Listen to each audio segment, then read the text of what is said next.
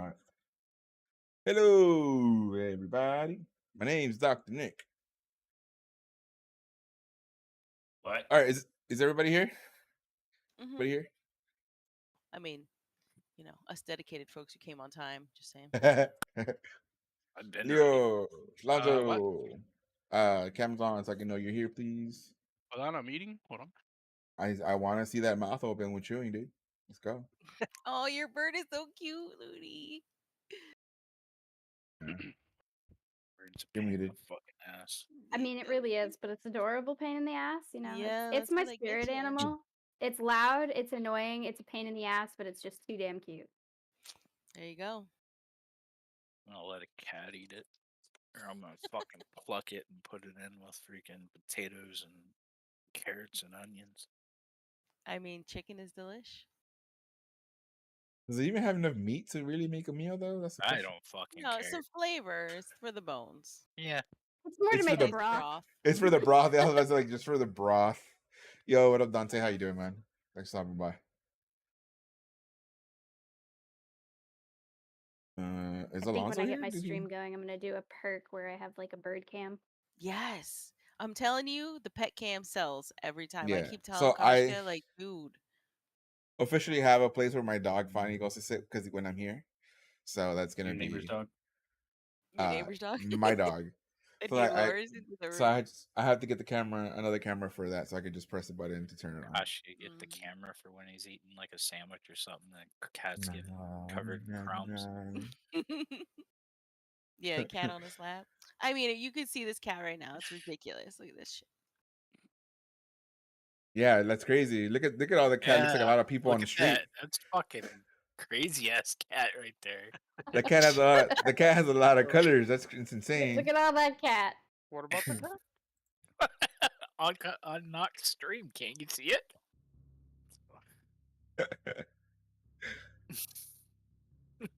That's just going over to help. Nah, we can't see Create a little- your cat, by the way. Just so you know, we cannot see it. You saw for a second. Oh, there it goes. is. There it goes. Hey, you murderous animal. It's like, what the fuck is going on? What are Pet you cam doing? is never wrong. Stop The fuck? me. Oh my god, it's a California earthquake somehow it's not in California.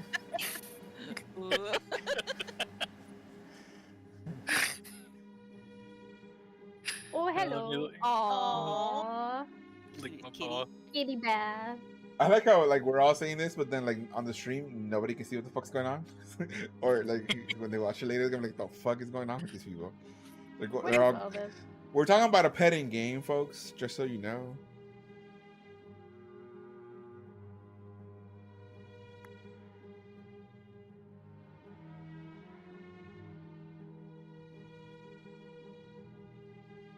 I got it.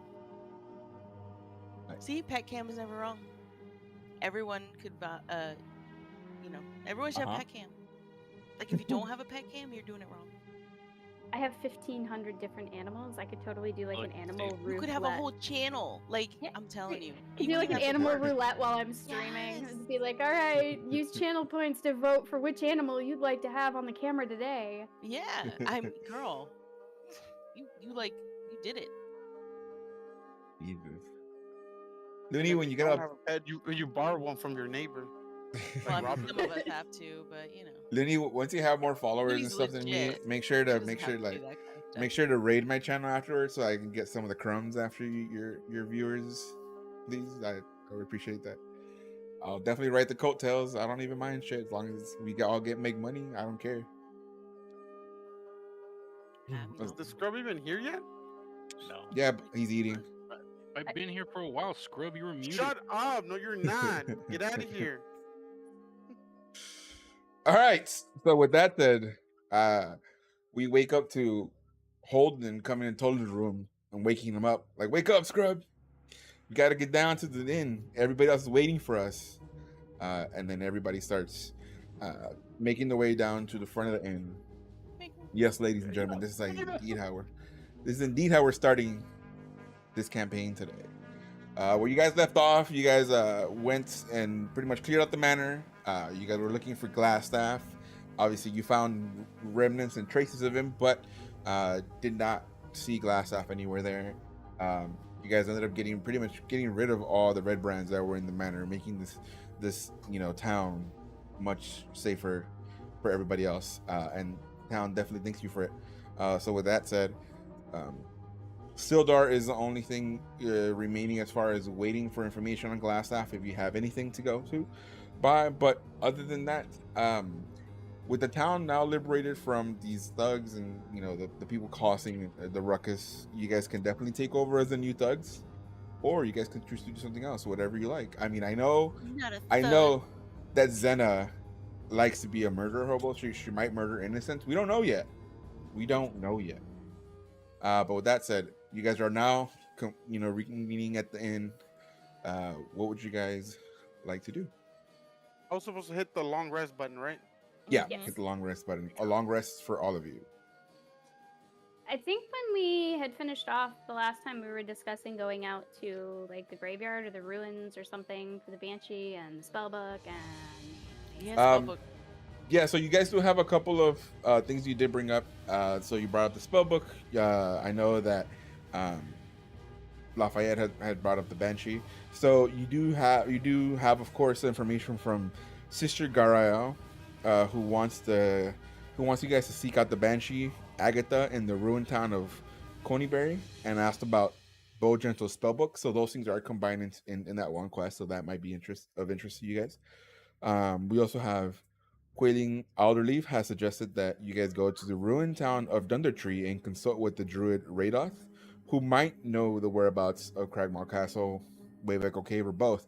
She mentions this because he's been there so long and he's kind of traveled around the area that he kind of understands like all the stuff that's going on in kind of like different locations as he's obviously traveled the land.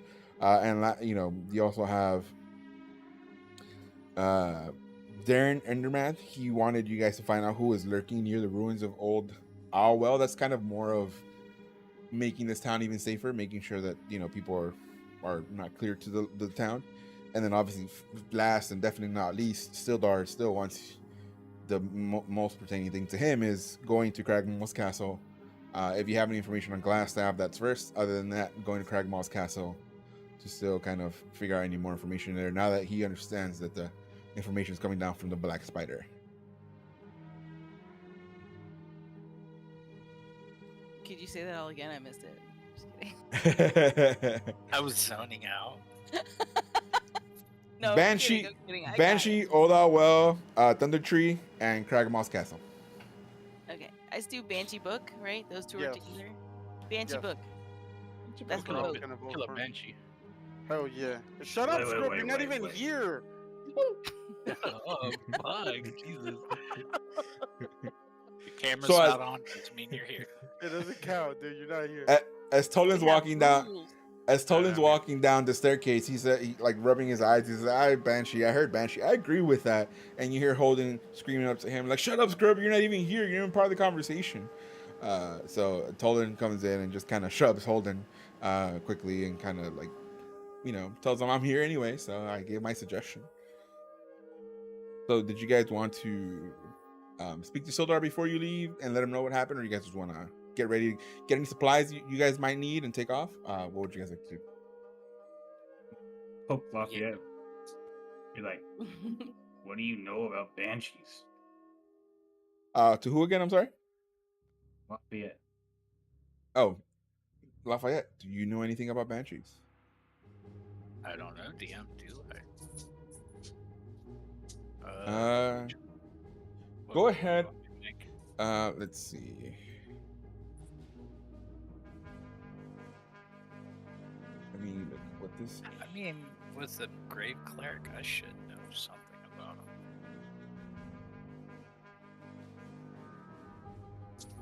I think you have your DM screen showing on Twitch.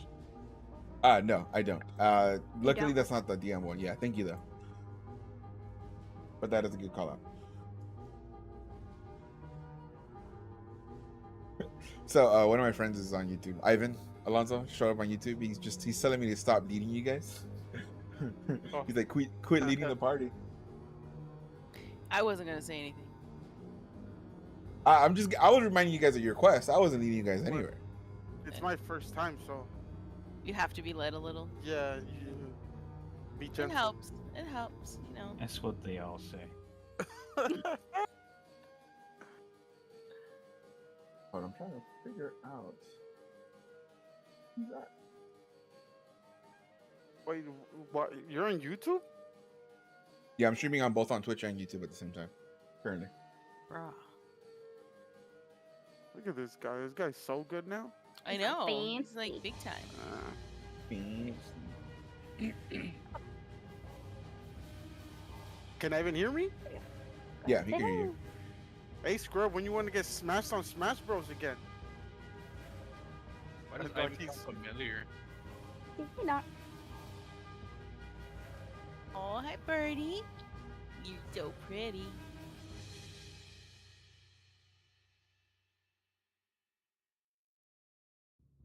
Wow. Sorry about this. I'm trying to figure out what you would know, if anything, about banshees. Make him roll, bro. I was gonna say normally a religion check, Yeah. and then depending on how well he does would depend on how much Yeah, information he has. if any. that's what I'm trying to figure out, because like I know he spoke to. Oh well, yeah. First and foremost, yes. Let me get a religion check from you, please. Lafayette's.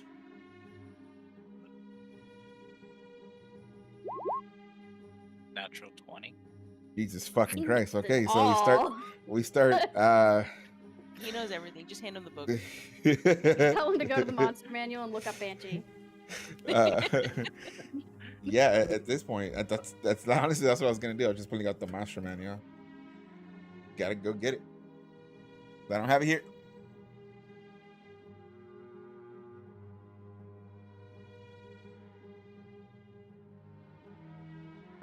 Who needs inspiration? Jesus fucking Christ! The viewers came to play today.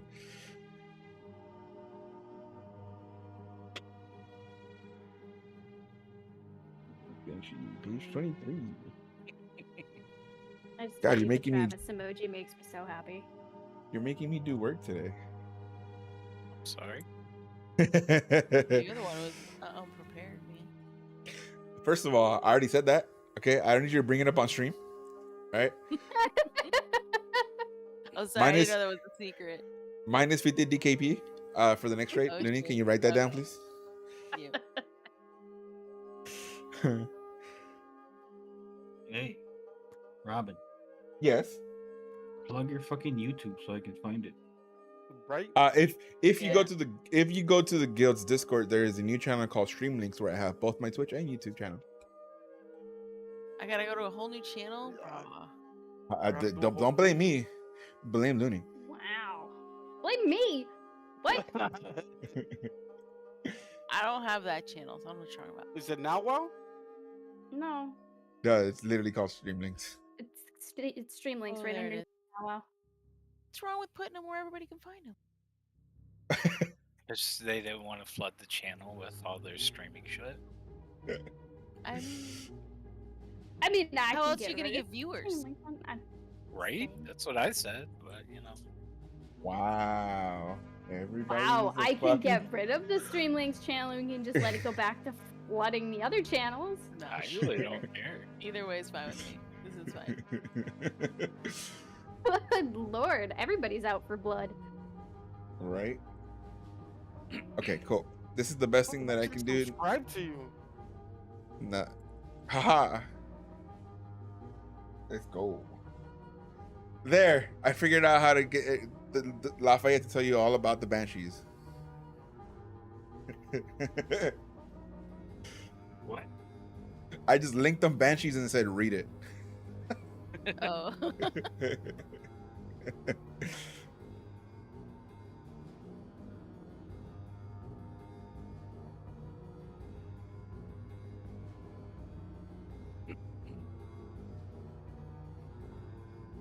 In the meantime, No, no. Doggies. I'm gonna get a big old tankard of ale. Yeah. All I see is dog butt. All right. So for Damn it, Lafayette's, Alexis, you still don't have the give the dog a treat fucking thing. no, because Oh, he's fuck out. this He's flag. out.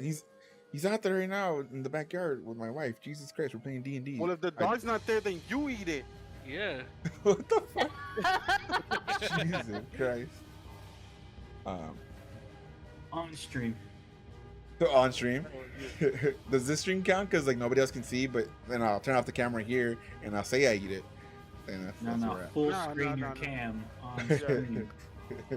All right. So for Lafayette, as he rolls a 20, he do you want to just read pretty much the Divine Wrath section and Sorrowbound section for the rest of the group?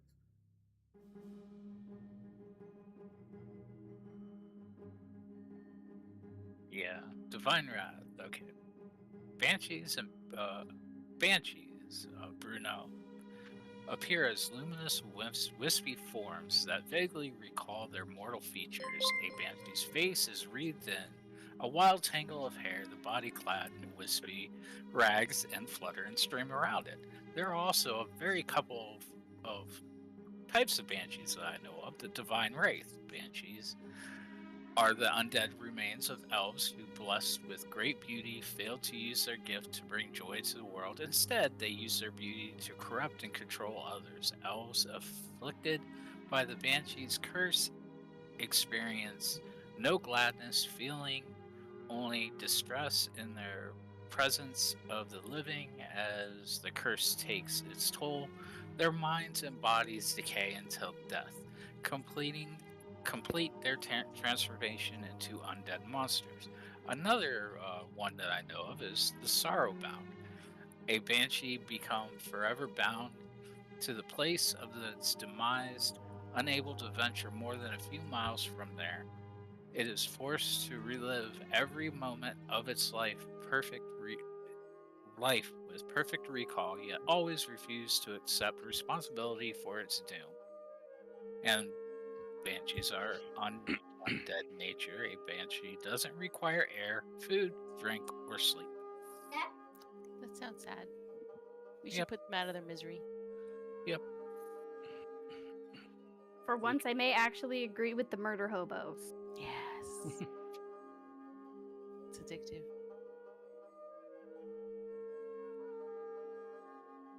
And then yeah, so as Lafayette tells you all that he knows, luckily he's very versed in banshees. For some reason this seems to be a specific thing that he studied and has figured out and knows a lot about. He also explains and he understands that they are also known as beauty hoarders. It's like the vanity that inspired the banshee's curse creation persists in undeath. So even obviously once they're dead, that continues to them. And Lafayette remembers that one of the things that the sister Grael gave to him, and once you guys reach your destination, to give to the Banshee to trade for any information that you guys have. She handed him the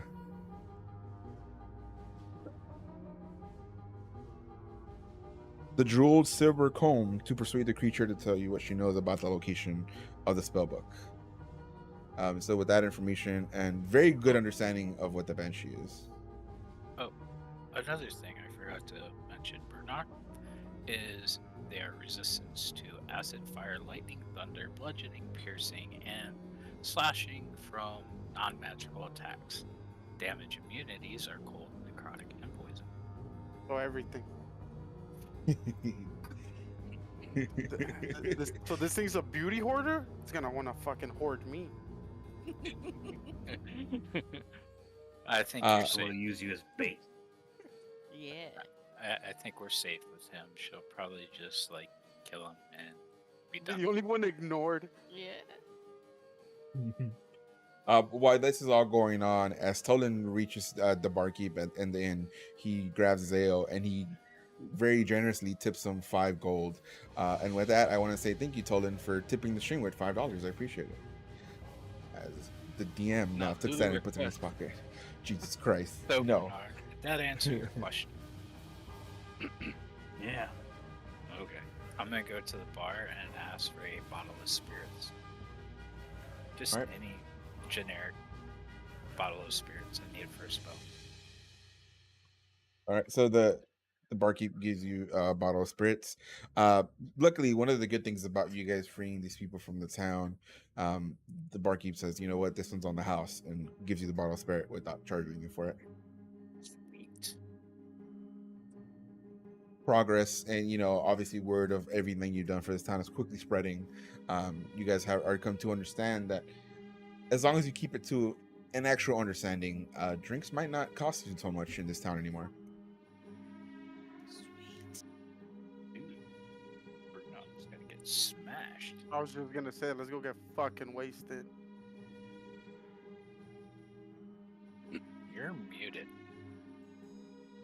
Who? Me. Yep. It's the start of the day. We still have things we need to get done, guys. Getting hammered right now is probably not the best idea unless you want this encounter with the Banshee to go very poorly.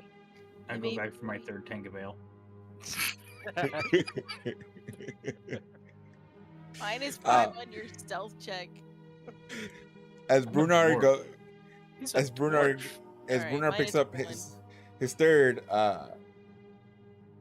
his big brew of ale, he just quickly chugs it down without remorse, feeling, or any embarrassment whatsoever around the people around him.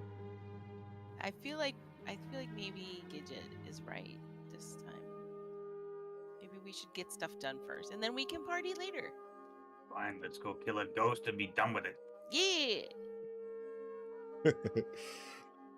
I ain't scared of no ghost.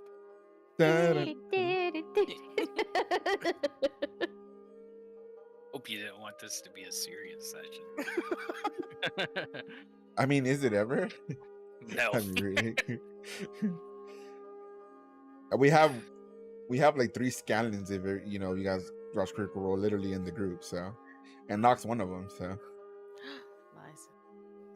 Pure seriousness. Knocks more That's like great. grog. Yeah. Okay. Yeah. I'll take it. Jesus Christ, no intelligence.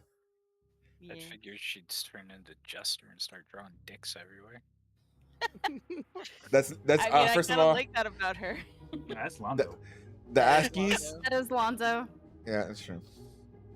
Excuse me, Holden, please. Sorry, Please. Holden.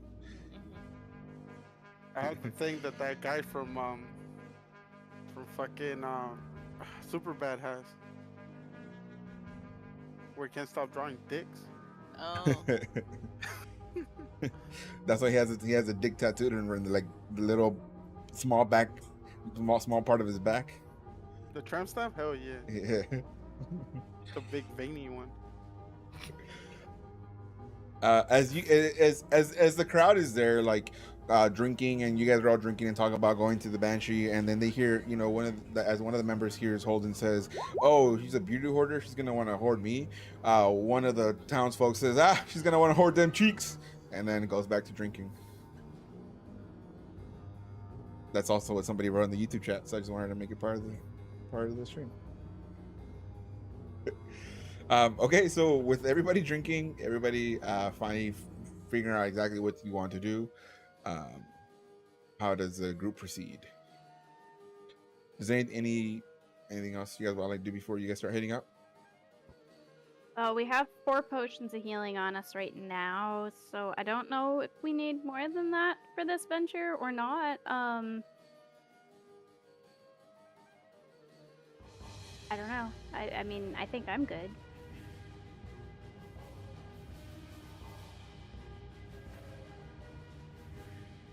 Everybody else good? I think so. Let's go Yep. murder some shit. See, I'm not the only one. Y'all are coming around. Going around him. Actually, if it's a single mother. Jesus Christ.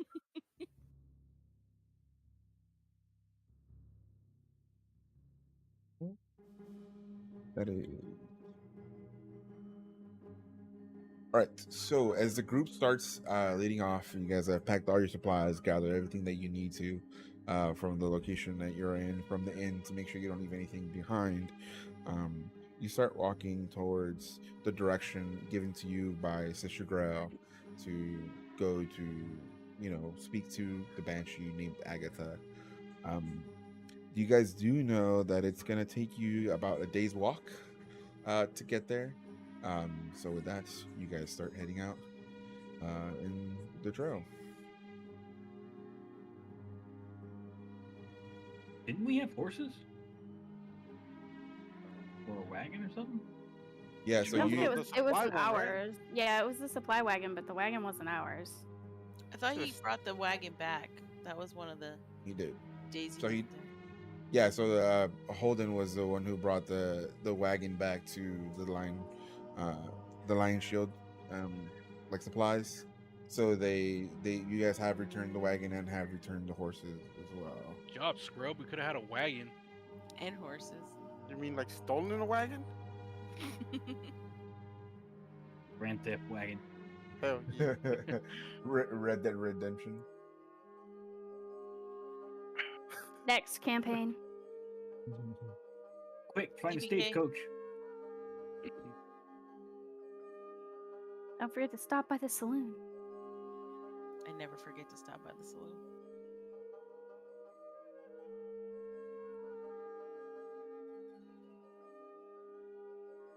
Onwards.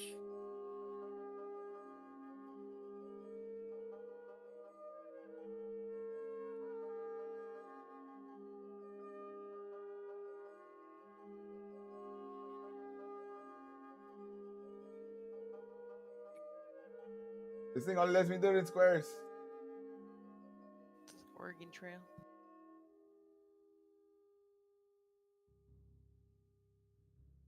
All right, so you guys start your walk. You need to work on your towards- dick drawing capabilities. Yeah, You had an opportunity, it's true.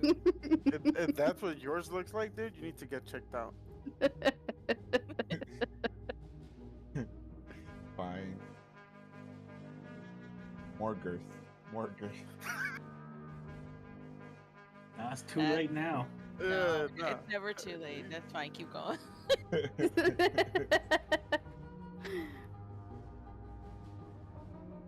God damn it, all of you. You guys are the worst.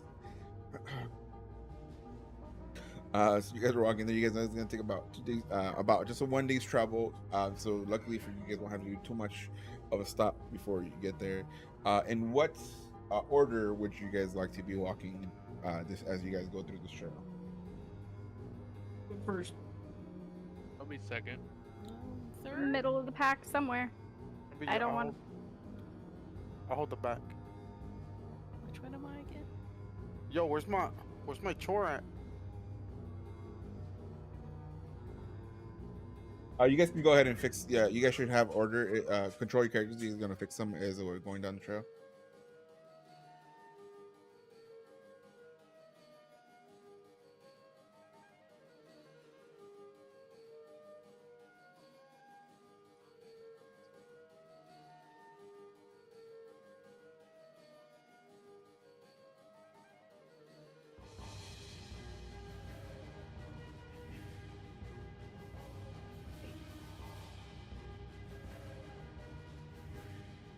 Anybody gonna move there? Yeah. Anybody else gonna move their stuff? Sir, like, I'm in the back over here. Right, we're going They were this way, second. right? Yeah. Going this Uh, way. yes, You were, yes. like in the middle somewhere. Who said they were second? You guys are I'm indeed thinking going others. northeast. Pretty much, I'm giving you guys a trail. It's just going through the main Dribble Trail. I guess I'm gonna go second. As you guys walk for several miles and encounter really nothing of interest, a light rain dampers the rolling plain as you travel north. And around midday, you guys break for lunch under a lonely tree. Can I get from Brunar, as you're reading the front, can I please get a perception check from you, please? Actually, you know what? Can I just get a perception check from everybody at this point?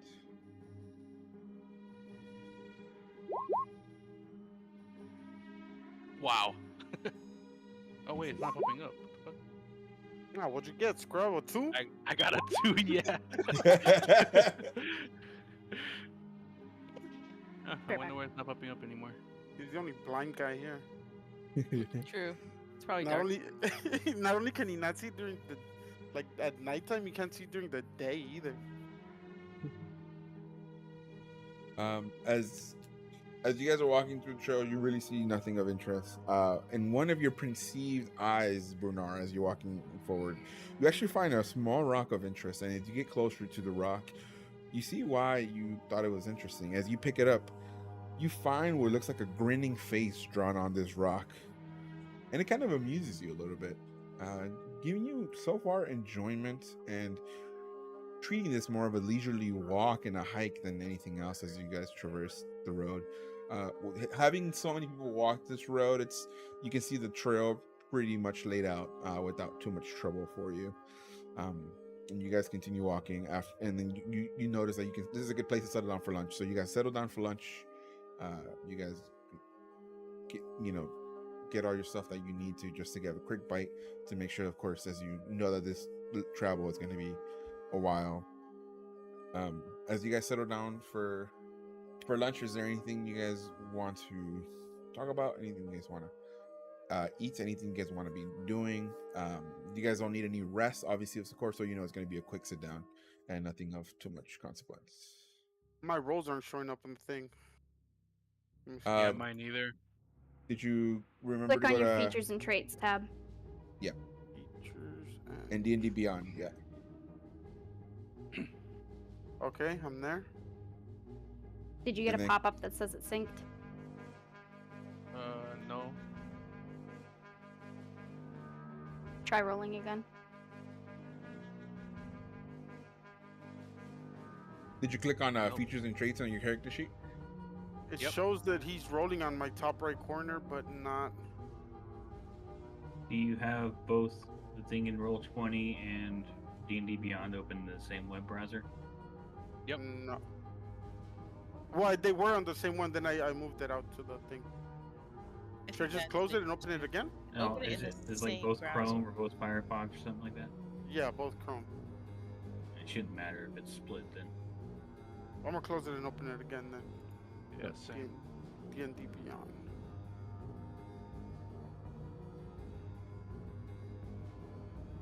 If that doesn't work, try clicking the little Beyond 20 icon at the top of your character sheet and see if it says anything.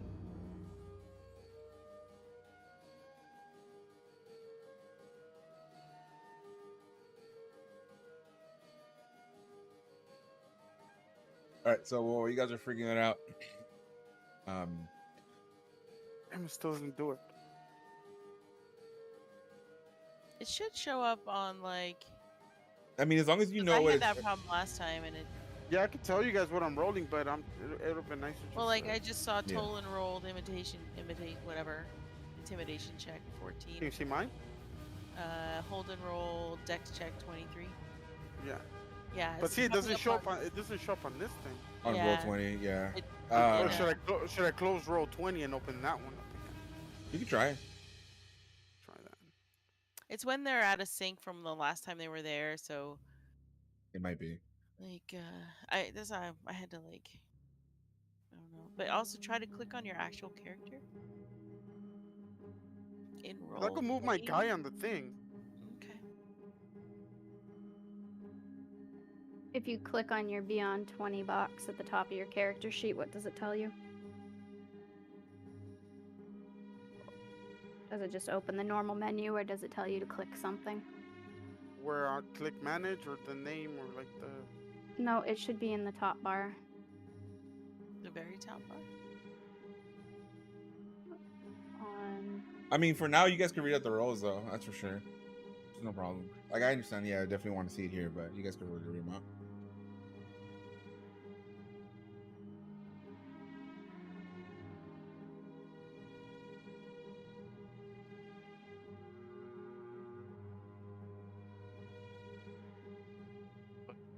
The only one that doesn't pop up from the thing that you're showing me is the Beyond 20 thing. So that means that your extension's turned off somewhere. Like, it should be on the top right for the add-ons and stuff.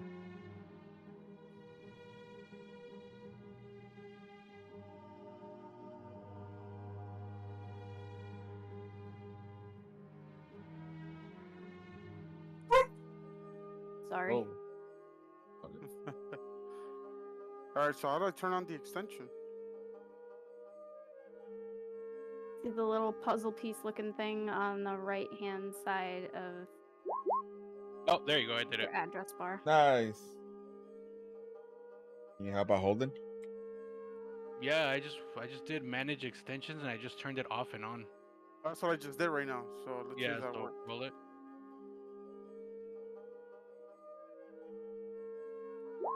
Oh, There there you we go. go. Oh, All right. There we go. there you go.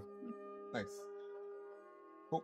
So as you guys had your lunch, and you guys were having your lunch, Holden and Tolan were trying to figure out the best way to communicate with you guys, their intentions for their actions. So you guys spent the time like pretty much teaching them social norms and what's expected when you guys they want to say certain things, and express the motivation for you guys. And as they figured out the roles, pretty much going out for there. So as we're heading out, as you guys start picking up your stuff and you guys continue in your walk, trying to see if you can get there as quickly as you can, pretty much try to get there before nightfall. You guys, Brunar, you quickly start seeing at the distance three characters like ahead of you.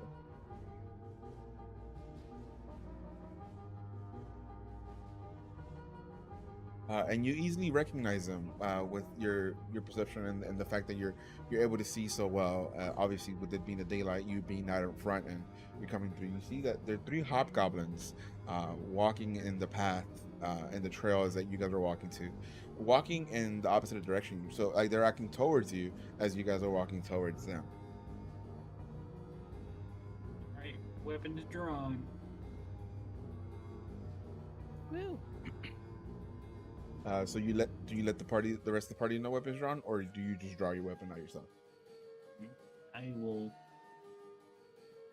turn back to them and I say, hobgoblins.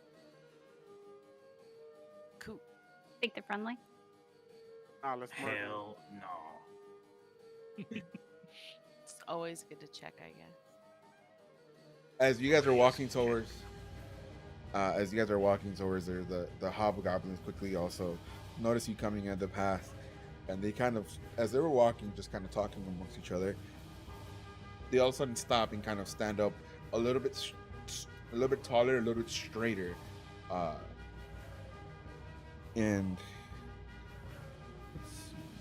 Me too. All 3 feet of me.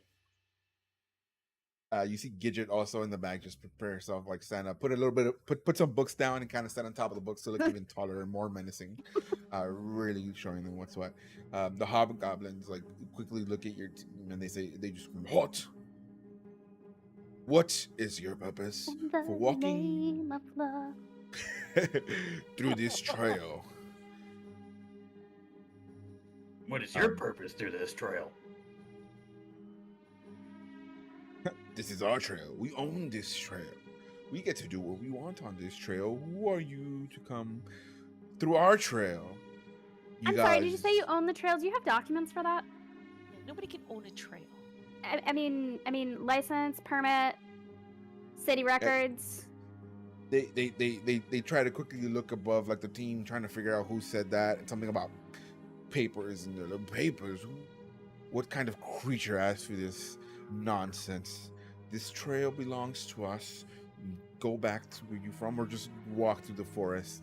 You're not allowed here before something worse happens to you all. I mean, again, I'm going with the if you can't provide proof, it's not really owned. I mean, it could be mine. Possession is 9/10 of the law. I'm on here too. You've got no paperwork. We were That's born on weird. this trail and around this area. What about you? There's more of us on this trail currently than you. Ha! That means nothing for us and our rightful place here. Now, step aside. Let us through, and nothing will come of you. But if we see you again, we won't go as easy on you. Nah. I mean, or you could just move and you could let us keep walking. They chuckle to themselves like, looks like we found our latest victims. Looks like we found dinner. Yeah. Huh? Oh, really? With that, they draw their weapons, and can I get an initiative roll from all of you? Dinner! Guys, come on! I mean, sometimes my cat, so you know, works for Ugh. me. Is goblin tasty? I'm not sure. Oh, specifically, Oh, you gotta cook it hobgoblin. right. You gotta cook it right. Gotta cook it right. Okay. Definitely Gotta well kick it done. right.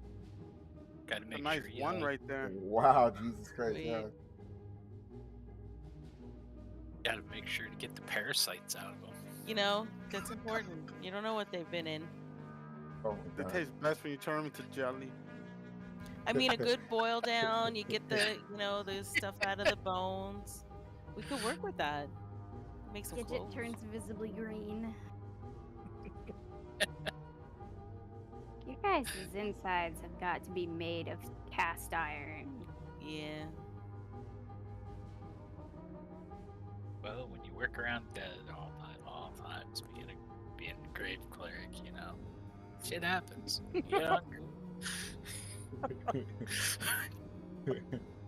I like how Bruno rolled the 1, but it's still pretty much like higher than a lot of other people. Right? Yeah. Like, where'd you get that +9? The alert feature, and then also I'm a swashbuckler, so I get a bonus Oh. to initiative. It's +9. If you were a halfling, you could have re-rolled that shit. I'm just saying. Dwarf. But you could have. I mean, Could've Dante been- tossed up a free inspiration for the first roll of the night, but the first roll was a nat 20, so maybe we can use it now? I mean, he did redeem channel points for this. Did I he? mean, Think of your yeah. viewers. There was. I don't. You actually think must there watch was- your stream enough. You had 2,500. I don't think there was any Like the least you channel could do. points redemption today. I'm The first ones he staring right at it, redeemed. bro. No, where? Right under the side, dude. I don't see any channel points. You guys are trying to get free inspiration here. I'm staring at it, bro. Screenshot it. I Don't can make me move snip my it if you'd camera. like. Yeah, Yeah. whatever that is. I didn't even show up on my thing.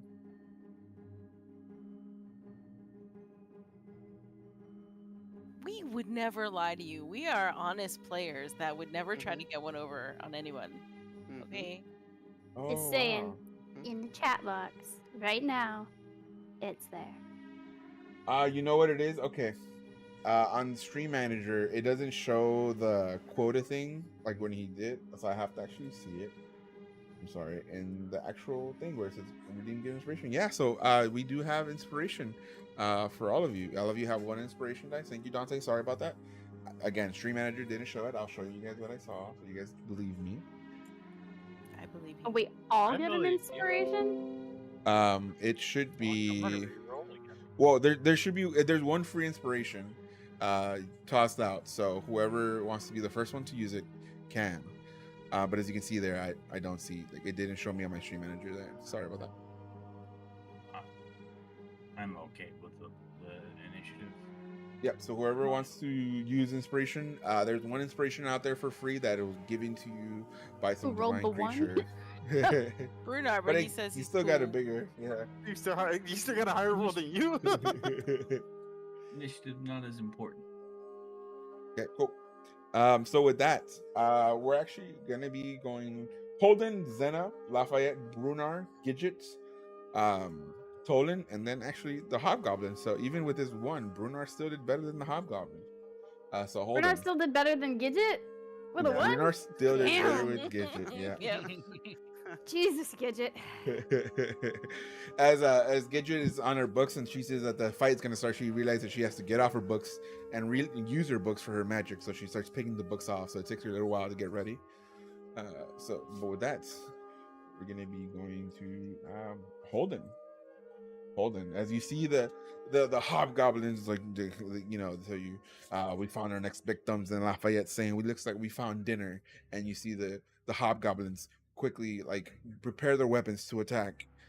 You get to act first. My wolf is missing, by the way. Oh, I'm sorry. Let me bring him. As he ran off, you didn't feed him. Yeah. What's going on, dude? How come you didn't feed him? He's gonna show up as if on the other team now. Yep. He's that well trained.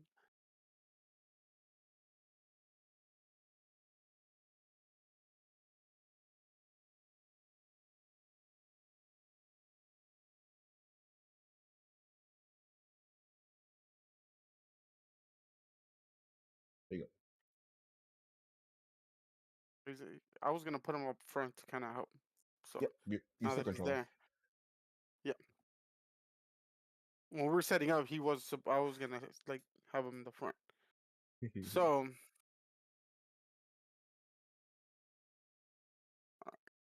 I'm gonna use Hunter's Mark on this guy right here. All right. So that's your Right. bonus. So then I'm gonna knock my arrow and I'm gonna shoot his ass.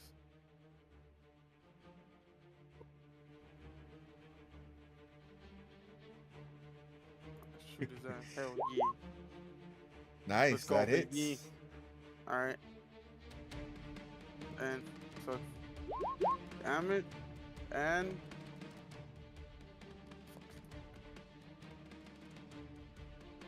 Hunter's Mark. Oof. So as you see them raise their weapons, you quickly bring out your bow and arrow, and you quickly launch it and let go, and it goes into you said This guy right here. this one. Okay. Yeah. It lodges into his shoulder as he raises his arm, getting his weapon ready. Hits him in the shoulder. You see he quickly kind of press back as the arrow knocks into his shoulder. You see he start bleeding, but he quickly just breaks the arrow off his shoulder, throws it aside, and looks at you and tells you, "This is nothing for me." Is there any other movement you'd like to make? I think I'm gonna leave my wolf there for now. No, I'm good. All right. Zena. I am going to. Let's see.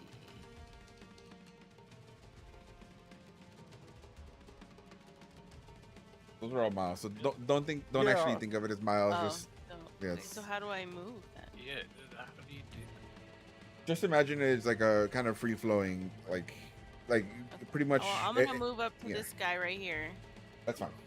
and I'm gonna cast Primal Savagery, and that means like my hands and my teeth get all like animal claws and fangs and shit, and I bite him. Go ahead and roll. Jeez, Oh, wait, Zena, alright. you're not even gonna cook him first? No, I think I fucked it up. That Yeah, was you my just gave me gambit. the yeah. There we go. Okay, 11. So No. as you run up to him and you quickly start transforming. You lash out at him. As he sees you quickly running up, he's able to roll and dodge out the way of your bite at him. He just hears that snap of your teeth as it comes down close to him, but he's able to move out of the way pretty quickly. And with that, Lafayette, what do you do? Any other bonus action or movement you'd like to make? No, I'm good. All right, Lafayette. Alright, well, since I can see them all, I'm gonna take a step back a little and. Which one is it to go? That one? Nope.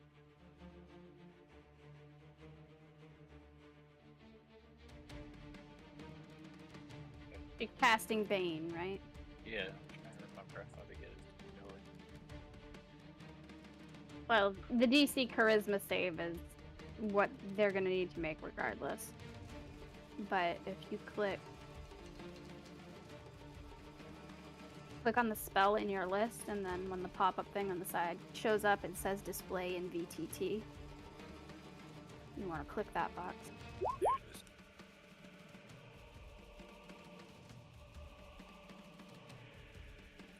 And these three creatures. Okay, cool. So that's gonna be. They rolled a 7. So they failed. So you get to roll a d4 for every attack and every saving throw.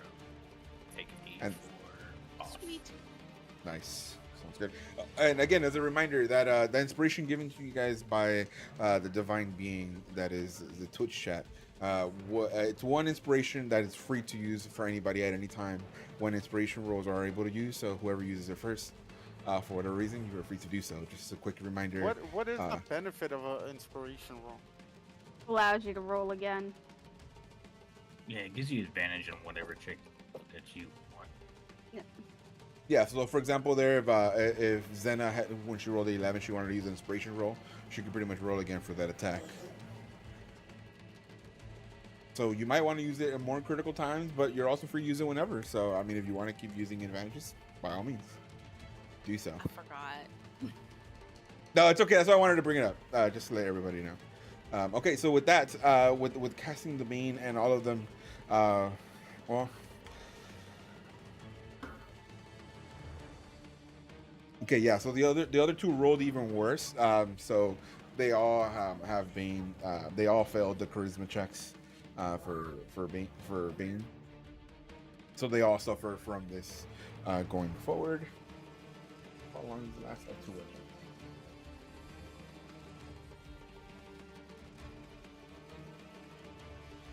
All right. Is there any other bonus action or movement you'd like to make? Nope, I'll stay right here. Okay, with that, we're moving on to Brunar.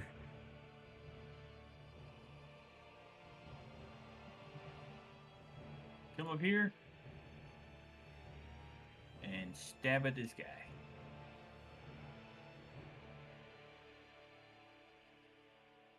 Oh, okay. Go ahead and roll your attack.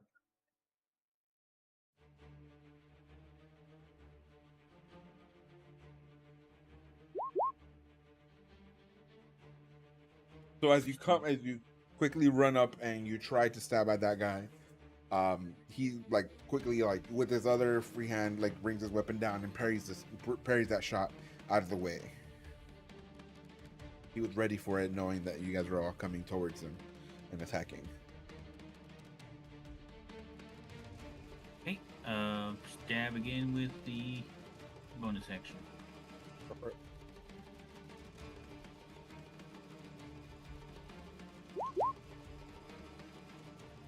Same thing as you coming with as he's like parries it, and then you come with the dagger. He just quickly moves back, throwing the little piece of arrow that he had kind of in your face, and you thinking he's throwing something, and you kind of like move while trying to hit him with the dagger, which causes you to miss as you're trying to stab him in this direction. And is there any other movements or bonus? Any other movement you like to make? Nope, still where I'm at. All right, Gidget. So Gidget's gonna turn and move a little bit forward here. She's gonna turn and look at this one here, and she's going to say, where to go? I'd like to leave you with one thought, but I'm not sure you have anywhere to put it. And she's gonna cast Vicious Mockery. The short one talks a big talk. Oh, All right. that didn't do what I wanted it to. Display. There we go. So it's the wisdom save. Yes, Wisdom save, DC 12. Which one again? Which one did you do the right answer again? Oh, which one? This one. That one. Okay. Friendly reminder, remember to roll a d4 and take it off. That was a 12 minus 4, so that's an 8. So he So it fails, and he will take 4 points of psychic damage and also have disadvantage on his attack rolls. Oh, okay, so it's gonna be the beam plus disadvantage. Okay. Ooh. Is there any other bonus action or movement you'd like to make? Nope. I'm very happy with myself. That actually worked this time. The Gidget even stands even taller somehow, almost reaching 4 feet. With how much like her mockery, like in the vision deterrence to this hobgoblin, like he seems to see her at even taller light, quickly saying, "Is that Bigfoot? What is this?" So we're gonna move on to Tolan. Yeah, let's do those fell roll scrub. Would I be able to make it all the way to the front from back here? Yeah, for the sake of where the road, you guys are close to each other, so yes. Okay. Okay. I'm gonna slice this guy with the long sword. All right, go for it. Fuck yeah. Good shit, Alonzo. Thank you. There is a free inspiration die if you want to use that. Ah. Oh, waste it. All right, so as you try to parry him, and like as he's like with still feeling the the impairment thoughts in his head, like feeling even lesser than he is, he kind of like just steps back, kind of like at the grasp of like the feeling of embarrassment. But as he's doing that, you're actually coming with a sword, and he doesn't even though he doesn't see it, he steps away from the actual attack, and you miss as you lunge towards him. Is there any other bonus action or you'd like to do? No, I'm good. Okay, with that, he regains. They all regain from where they were, and they're gonna take your turn. So, the first one there that you just stabbed at, kind of like as he's gaining back his actual thought and presence of where he is, sees that you were the last one to lash at him, so he's gonna turn around and lash at you, Tolan. So he's gonna be.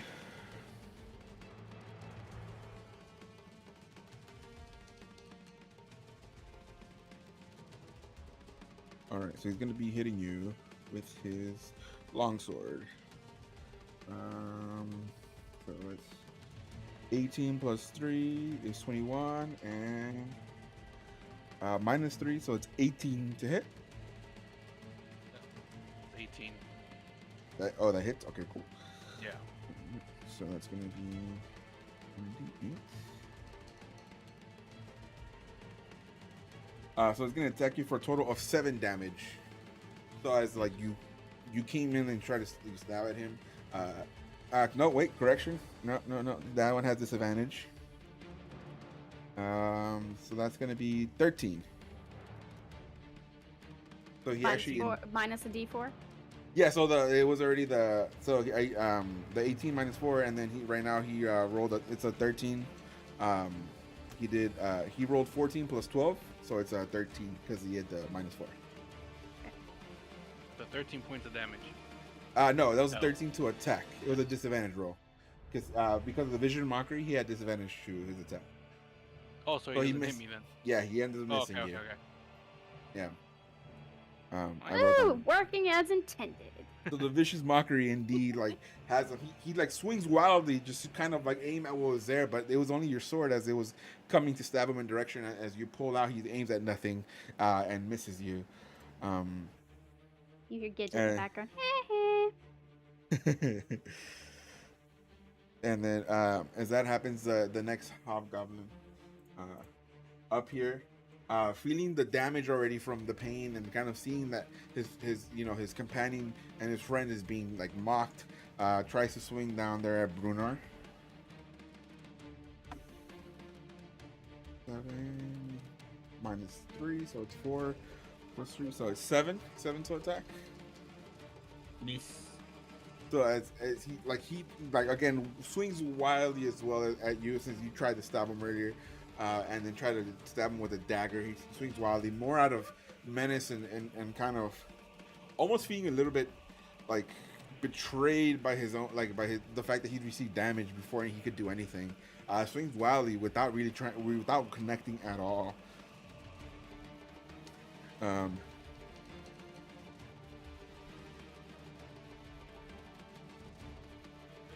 All right, so then the one behind is gonna move up to Brunar as well and try to attack.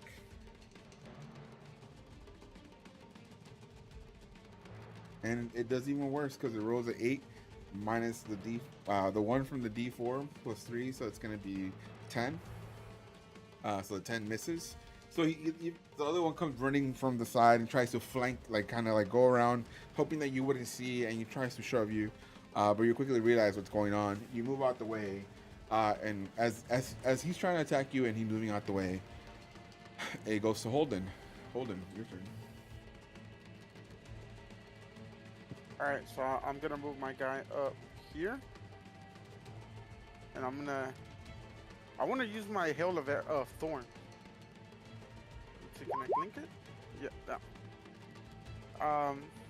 From what I've read, it looks like I attack one guy and it kind of just hits everybody. Well, not everybody. Okay, so the next time you hit a creature with a ranged weapon attack before the spell ends, the spell creates a rain of thorns that sprouts from your ranged weapon or ammunition in addition to the normal effect of the attack. The target of the attack and each creature within 5 feet of it must make a dexterity saving throw. A creature takes 1d10 piercing damage on a failed save or half as much damage on a successful one. Quick question for you. Yeah. Did you Hunter's Mark one of them? Yes. He did. Is Does Hunter's it go Mark with? is Hunter's Mark a concentration spell? Let me see. Yes. Yeah, that was gonna Yeah. be the next question. I believe it is. Yes, it is. It's Okay. up to an hour. If you cast Hail of Thorns, you will Uh-huh. lose your Hunter's Mark because you can't cast 2 concentration spells. Okay. Then I will not use it. Okay. No worries. Yeah, I I was was just about to ask that as well. So thank you for that. Okay. Yeah, so I'm just gonna stick to my hunter's mark. But then in that case, I'm just gonna shoot this guy over here. Okay.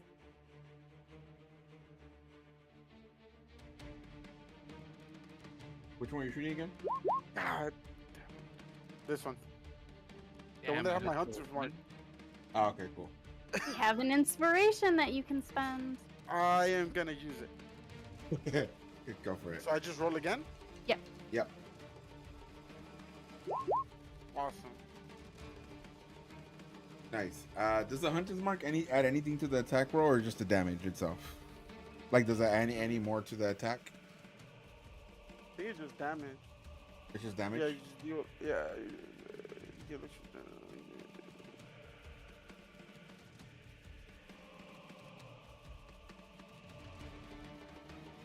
it does gives me advantage on like finding them. So like Okay. If he runs away, have you'll be advantage on able to any see them. wisdom, perception, or survival check you make to find it. If the target drops to 0 hits, I can move it to somebody else. Okay. But as Cool. they like give me like a bet like on hit, no. No. Okay. Cool. No worries. So as you bring out your bow, trying to decide which of the two to hit there, knowing one just came out to the side to attack Brunar, you aimed at one, but as the other came out the woodwork, you kind of faltered a little bit, trying to see if you were going to aim at the second one.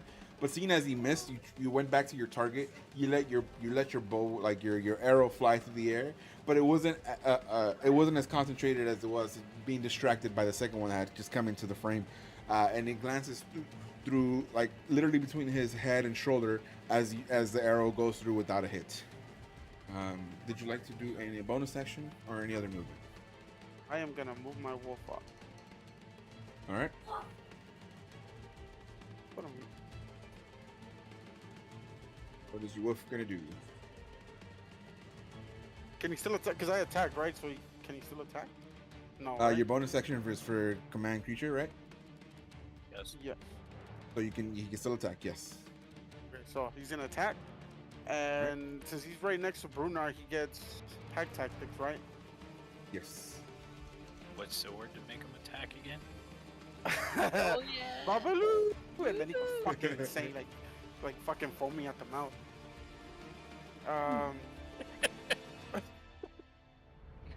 The wolf has advantage on attack rolls against creatures if at least one of the wolves is with allies is within 5 feet. Creature ally is incapacitated. Okay, so then I just roll. I always gotta remember how the hell this guy works.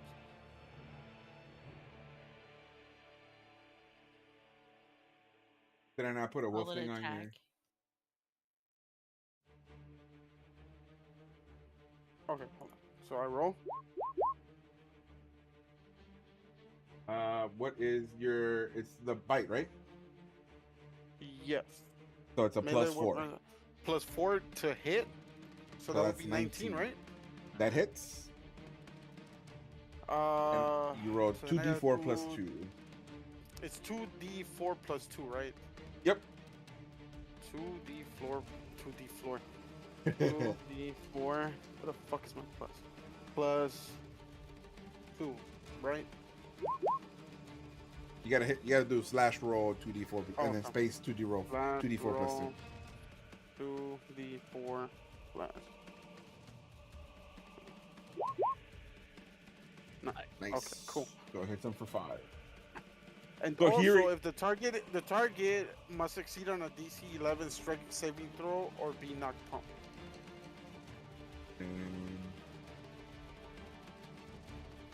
Okay, so it's a what is it? A what? It must succeed on a DC 11 strength saving throw or be knocked down. So this is gonna be my roll, and then the Bane. It gives it a minus 1d4. So let's see. Correct. So Good old Bane. It rolls an 18, minus 4, so 14. Oh, okay. Still. Try to help you. All right, so that takes 5 damage. So as you scream out, Babalu, like the wolf comes over to the side of the hobgoblin and quickly grabs onto his arm and bites him. The hobgoblin kind of starts screaming like bloody murder as like the teeth sink into his arm.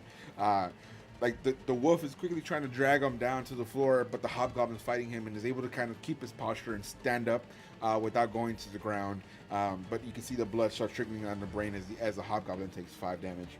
With that, we're gonna move on to Zena. I'm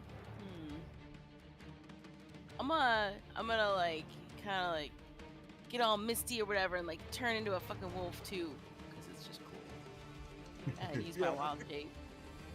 So as you're already going for your savagery and your transformation, you continue and just full on finish your transformation. And the hobgoblin kind of like retracts back and like, ooh.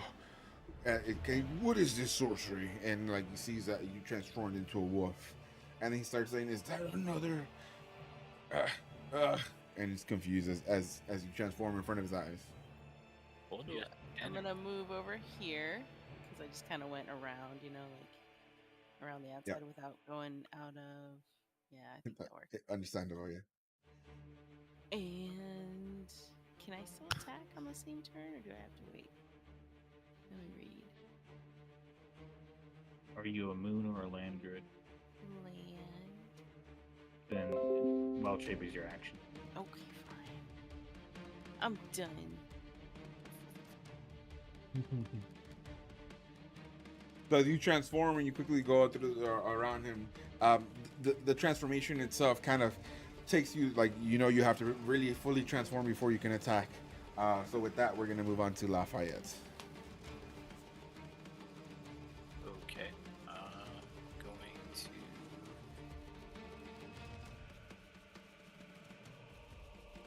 do a cantrip on that one, right? He's been damaged. He has been damaged, yes.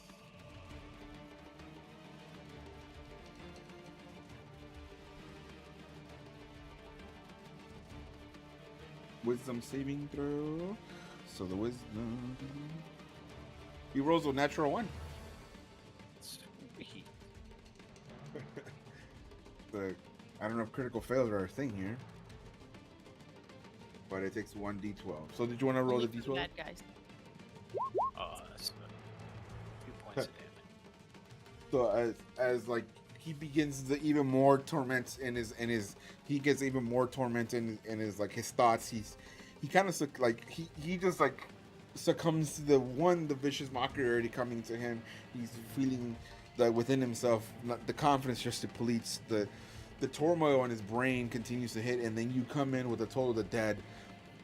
He already being like fighting his inner thoughts and his inner demons with this vicious mockery, didn't think it would hit him this hard, but he quickly falls to the ground on his knees and just kind of like holds his head. And even though he only takes 2 points of damage, he kind of almost feels like he doesn't want to fight any longer, being like seeing that it was a critical failure to his protection of his own thoughts. And he almost, you start looking at him and he starts looking at his weapon, almost looking like he wants to plunge it into himself to just finish these evil thoughts in his head, because they don't seem to end. and they continue to just haunt him, and he does not really know what to do at this point.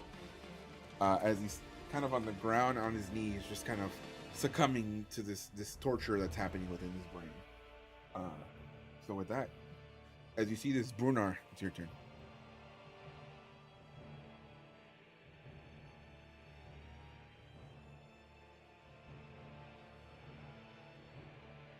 Okay. Nope. I'm gonna stab this guy. Sounds good.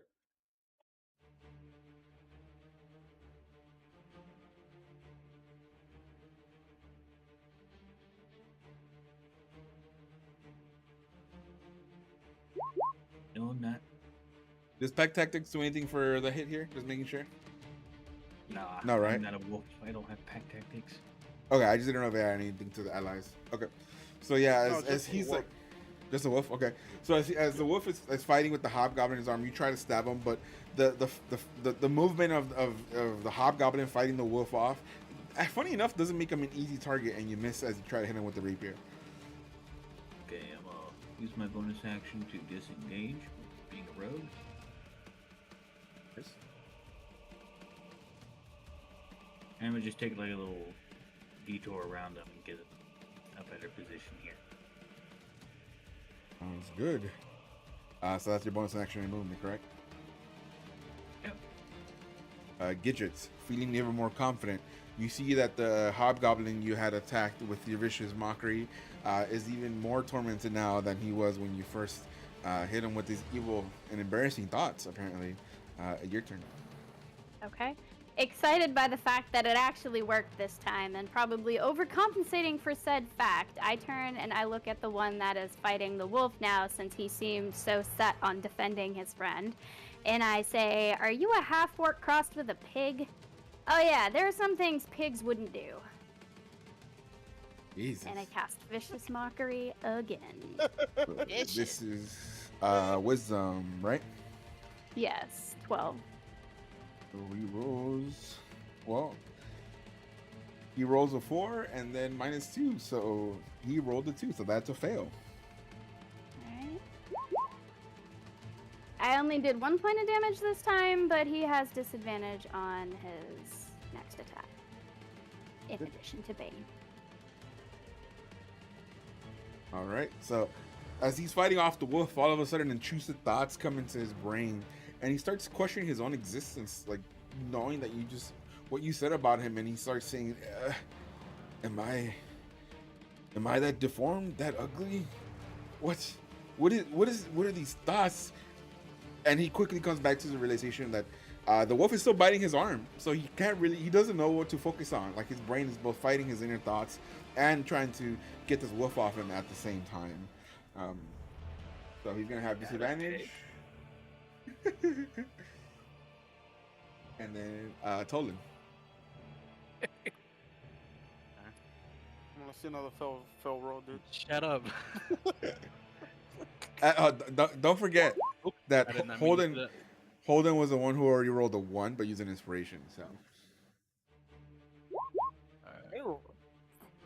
I want to cast this Thunder Smite. okay, so it's a bonus action. The first time you hit with the melee weapon attack during the spell's duration, your weapon rings with thunder that is audible within 300 feet of you, and the attack deals an extra 2d6 thunder damage to the target. Additionally, if the target is a creature, it must succeed on a strength saving throw or be pushed 10 feet away from you and knocked prone. A hobgoblin is a humanoid. Does that count as a creature, right? Yes. Yes. Okay, cool. So He needs to hit first, though. yes, that would be you. You're attacking the one Do that's that. Alright. okay. Okay, what- You're attacking this Yeah, one, correct? yes, this guy, yes. Okay, go for it. Because he is prone, you have advantage on your roll. Okay.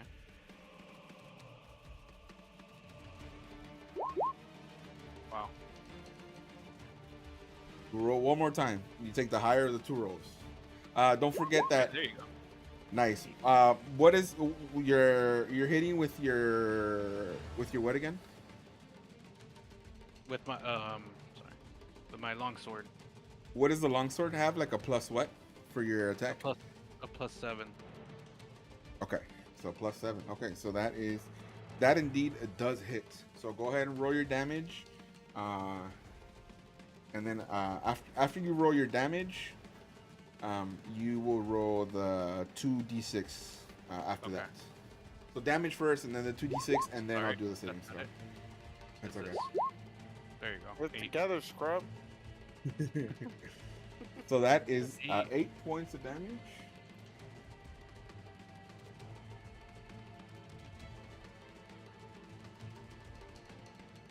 Okay, and now I need you to do a roll 2d6. So slash roll Alright. space 2d6. I got it right here. Ah, nice. Wow, so another 4 points of damage.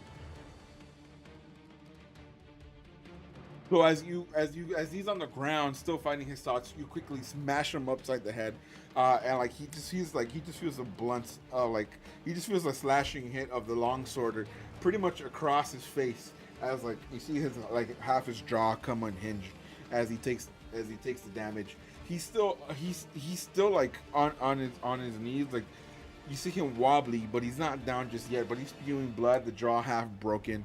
You see, as you look at him, even though he's taking this much damage and he's still on his knees, you see in his eyes they're just cold and dead and kind of emotionless at this moment, as he's still within this time fighting his inner demons. And even though you swung, you feel the satisfaction of this hit and the blood coming out. You kind of feel like there's a bigger turmoil within him that almost looks like he felt no pain, but he just seems disheveled and almost, again, the look in his eyes, almost like he has no will to live. And as he does that, he needs to roll a strength saving throw. 18. Do you know what it's a DC 12, right? Mhm. So, Yeah. so he rolls a 7. So and you push him back 10 feet.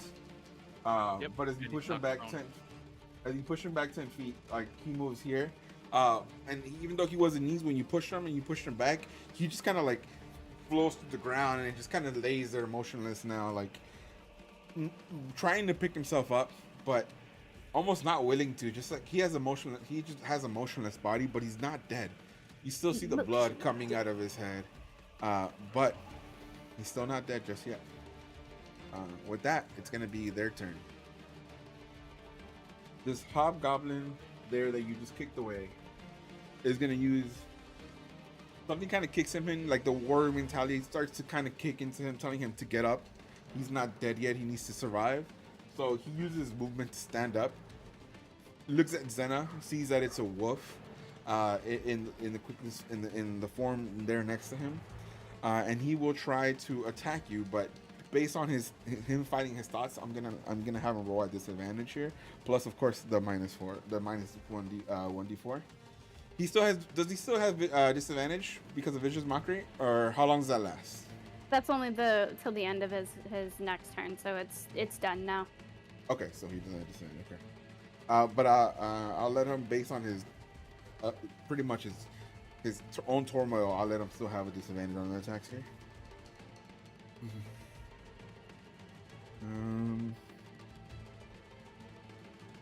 So that's +3, so it's 6. Okay, so he rolls a 6 to hit you.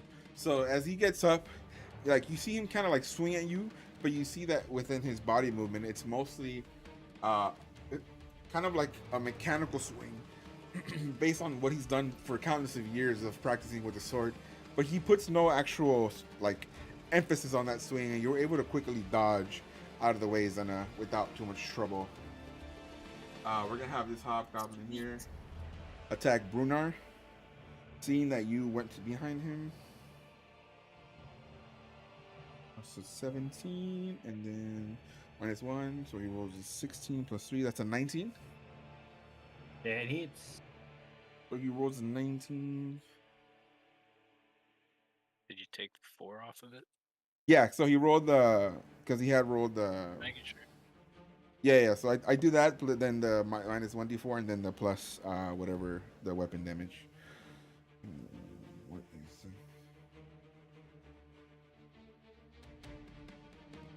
1d8. And then so he does 9 points of damage as he swings out with his long sword.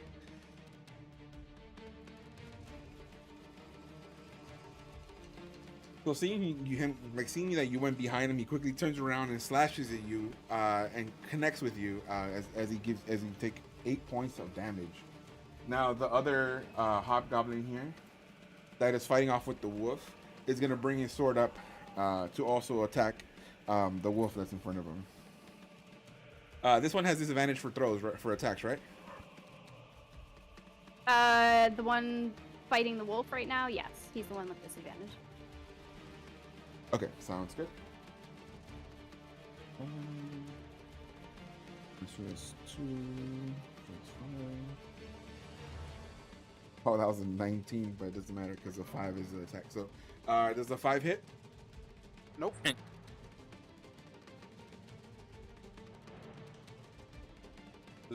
Total it? Yes, it hits it. No.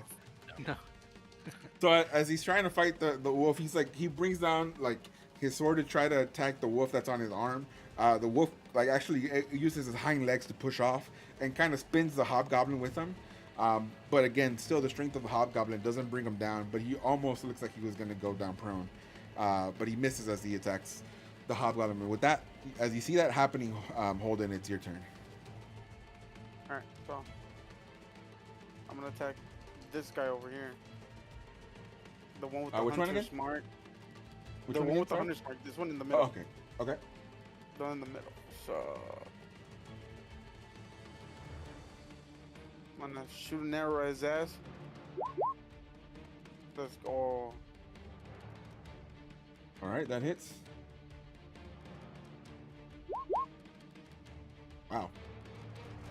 Before you even do the hunter's mark, as you knock your bow and you let the arrow, you see that the arrow flies through to the air, and it goes straight in between his eyes, and you just see the hobgoblin. Correction, not between his eyes, but like right into the back of his head as he's fighting Brunar. So as he does that, he just plunges forward. Brunar steps out the way as a lifeless body hits the ground, and he is no more. Right. What? Yes, sir, dude.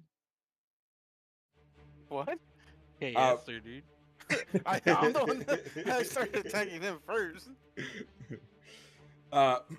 As that hits and kills them, with you're able to move your hunter's mark to another character. Who would you like to move to? This one, though, with the wolf. Sounds good.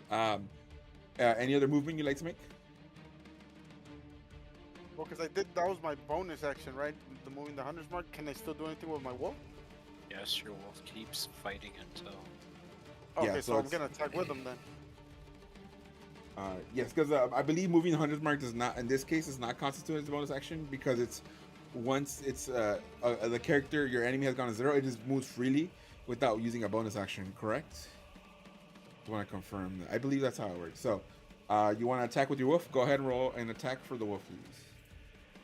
Fuck. Thank you, Dante.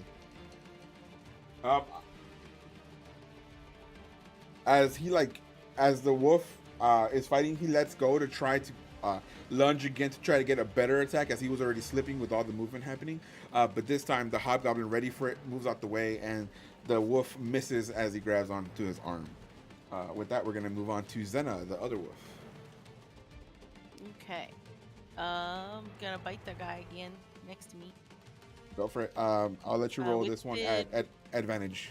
Oh, I don't know, because nobody's technically next to him. This is due to his mental state and turmoil. Oh. He is not Alright. really gonna be fighting you much if you try to attack him.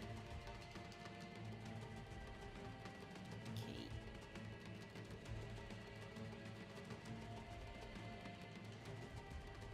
I'm looking. It's in like a weird spot.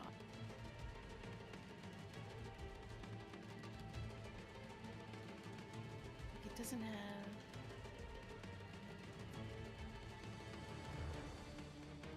Oh, nice. Good to know.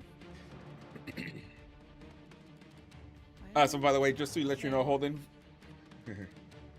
What it? No, sorry. Go ahead. Yeah, that hits. Yep, 20. Okay. And Wait, no, it's a 12 or an 11 plus the attack on a wolf is does it have plus attack? It must. Hold on. Plus 4. So with advantage, that would be 16. yeah, the highest one. For the sake of this Yeah. one, I will Would be say, yeah, that 16. that one hits. Okay. Go ahead and roll your damage.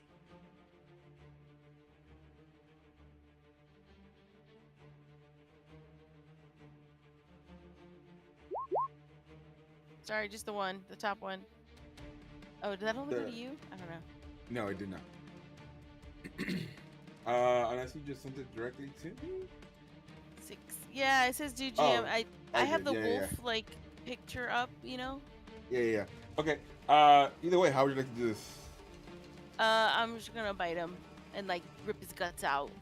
There's gonna be like intestines in my mouth and stuff. As you do this, for some reason your animal instincts kick in, and you just start feasting. You start Yeah. indeed having this We did say hobgoblin we were gonna eat him. for dinner. You bite into this hobgoblin's guts. He looks down upon you, and kind of relief flows on his face. As at the same time, relief comes down, life leaves his body, and his eyes just fall backwards, falls to the ground, and you continue having, and you freely start having dinner without remorse. I go in there and like look for like liver and shit to get it. It You just start claps her looking- hands over her mouth and swoop. You grab the liver and you bring it over Gidget and you drop it at her feet, letting her nudging Gidget, saying and like scratching, just like licking your wolf like mouth, letting her know that it's a good liver. It's It's a delicious. good liver. Her to vomit. Only Lafayette, a little bird on it. and it's your turn. Back that one again with Oh, the bed. Dong. Over the Dead. So the one fighting the wolf? Yep. Obviously, right? There's no other one. I'm sorry. It's a dumb question. I'm just gonna randomly shoot off that one we can't see off the side of the screen. Good to use this one. That one. So he rolls a wisdom. So he rolls a d10 minus 4. So he rolls a 6. And he's already damaged. So you indeed take the d12.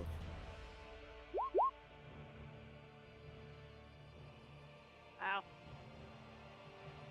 Be right back real quick. Sorry. Points are points. Do, do, do, do, do, do, do.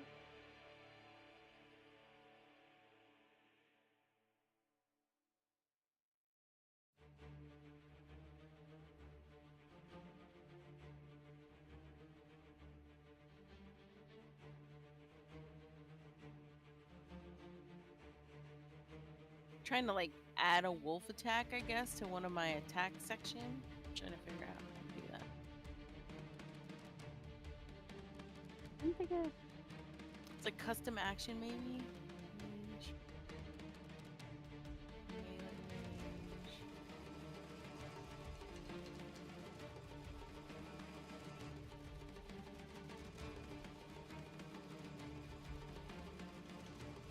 Oh, yeah, okay.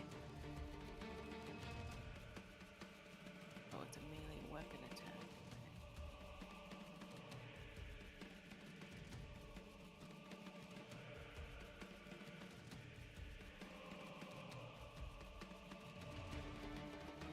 It's strength for claws, right? Yeah. It's a bite or a claw, but they're the same.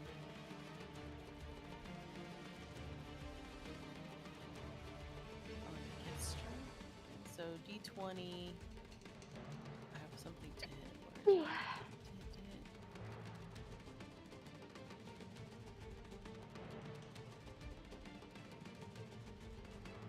I think dice count is for the damage type. Okay. So for Okay, your die type would I'm be back. whatever your damage Apologies. is. What your damage die would be. My puppy was outside throwing up. Oh, puppy. But I went to go check on him. Nothing. I went to go check on him. No, my wife was out there with him, and he started throwing up, so she called me to go get him. Sorry about that. Okay, so we are back. So he took 4 damage. And then And no, I'll stay put. okay, and then how long does the Bane last again? 1 minute, right? For 1 minute. Okay, cool. Yeah, it's 1 minute. Oh. Okay, cool. Yeah, 10 so 10 rounds. rounds. All right. Is there any other bonus action or movement? Nope, stay where I'm at. All right. So with that, Brunar, you're up.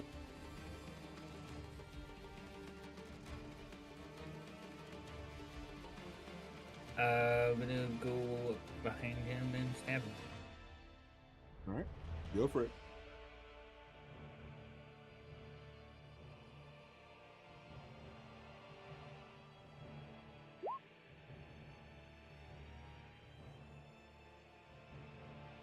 That hits.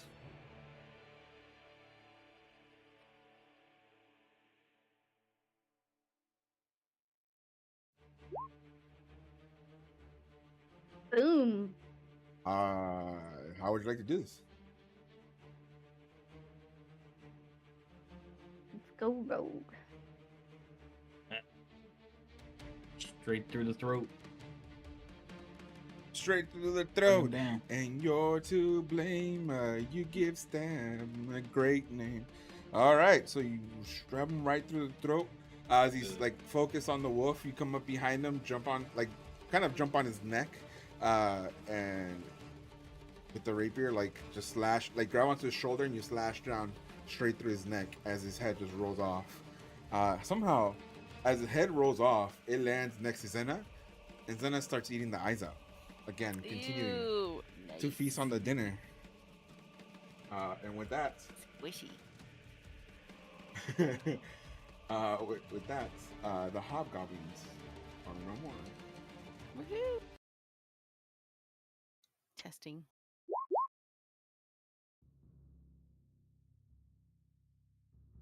Wolf bite does hurt indeed. Good job. Let's see. So that's 20 plus. Oops, I think it's 4. So with that, the hobgoblins that you guys found on the trail, claiming it for to belong to them, are no more. They are. They are no more, and the trail is now cleared again for you to walk. It is about getting close. It's pretty much sundown at this time. You thought it was going to be an easier. You were trying to get to the Banshee's location a little bit earlier, but with it all this happening, and obviously this whole battle kind of pushed you back a little bit. You see that the sun's going down, and some of you are wounded. What would the group like to do? I guess we should rest. I mean, I can't say anything. I'm just licking my chops.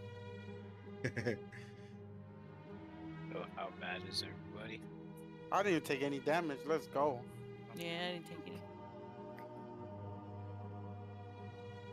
I mean, we can push through and keep going. We just risk exhaustion, that's all.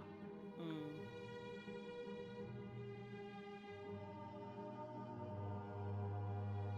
It's up to y'all. What happens if you get exhaustion? I believe we make a con save. If you fail the con save, then there's negative consequences. Like, I think you start taking, like, disadvantage or something to that effect.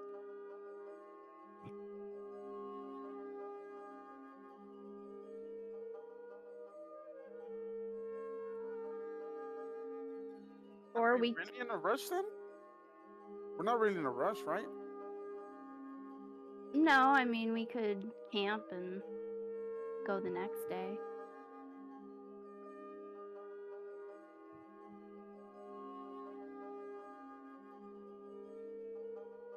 Let's just camp. So I look around. Is there any good camping spot that I can see? As you look around, you see that to Yeah, we definitely don't want to be right on the trail. you see I'll that make a to check. the as you guys are going up northeast, to the east of you is nothing but hills.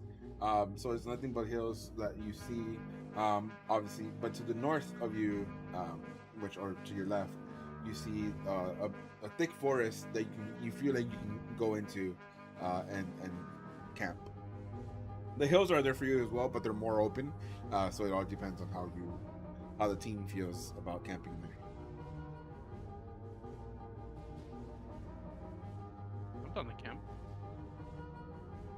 I'm good wherever. What's the difference? I've never. So if you go 24-hour period without sleep, like the actual sleep, that's when you suffer the 1 point of exhaustion. So the exhaustion has different like things that it can do, like it'll deplete certain things or like lower certain things depending on like the exhaustion that you take. But if you guys are setting up camp, then you wouldn't worry about it since you're able to get your sleep.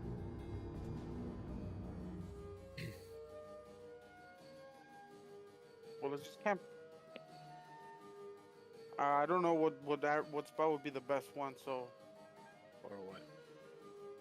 like, so we don't get like caught by somebody. Or I asked if he wanted us to make a check to see if we could find a decent site. That would just be a perception check. That are more Or than welcome to. survival check. Yeah, survival check. Be good. Thank you for that. Anybody who can make a survival check can do so. Who wants to make a survival check can do so. I'll make one.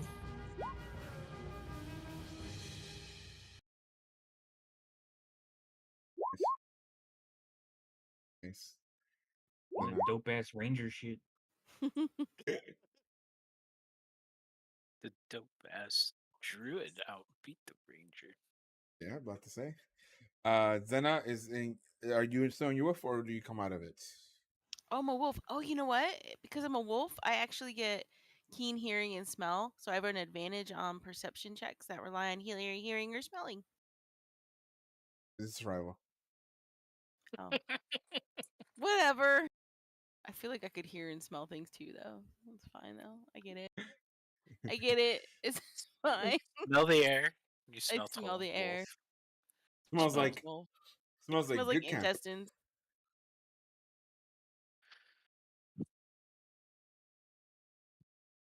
You listen. You hear birds.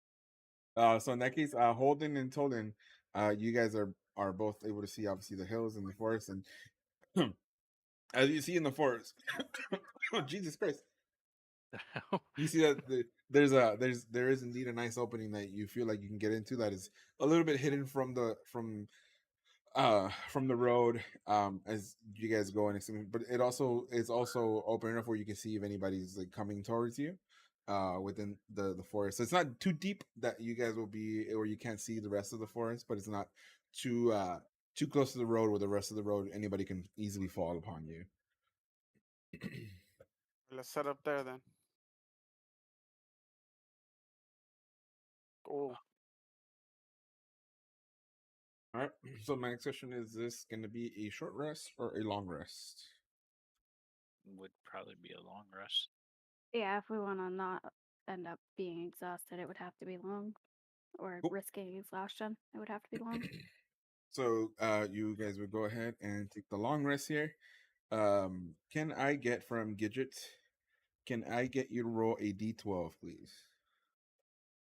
Just a random d12. Just a random d12.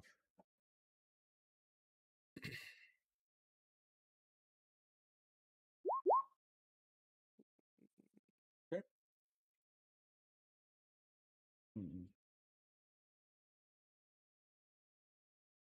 As you guys are taking your long rest, everybody sleeping? Take No, it. I'm taking first watch. First watch. Don't. I only have to sleep like 4 hours, right? I think that's what my guy Yep. does. Yeah, same. I'm also gonna pop out of wolf form because it only lasts an hour anyway. So So who's As we're taking sleeping first? outdoors, I'm gonna take first watch. Who's taking second watch? I'll take second. Third. Cool. So and then with can I get on the first watch? Can I get a perception check from you, Lafayette? And then on the second watch, can I get a perception check from you, Holden?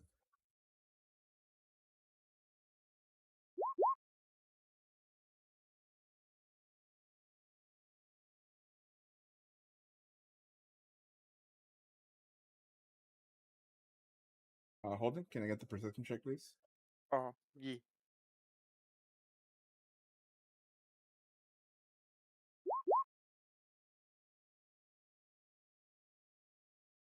All right. So as the location you're in is pretty safely hidden from the road, um, one as the first shift is ending and Lafayette is coming over to wake up uh Holden from his 4 hour sleep.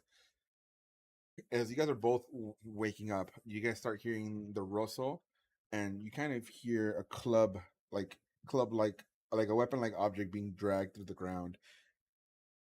As you both start looking towards the north, you guys can quickly start seeing like the silhouette, and even though it's dark, the moonlight is luckily bright enough for you to see that. You start seeing the silhouette of what looks like a giant figure walking through the forest. You see it in its hand like a club-like shaped weapon, and you hear him dragging it through the floor as he passes close to your encampment, but not close enough to really tell where you're at. You guys are both sitting very still, as for some great fortune, this happened as you're waking up to shift turns.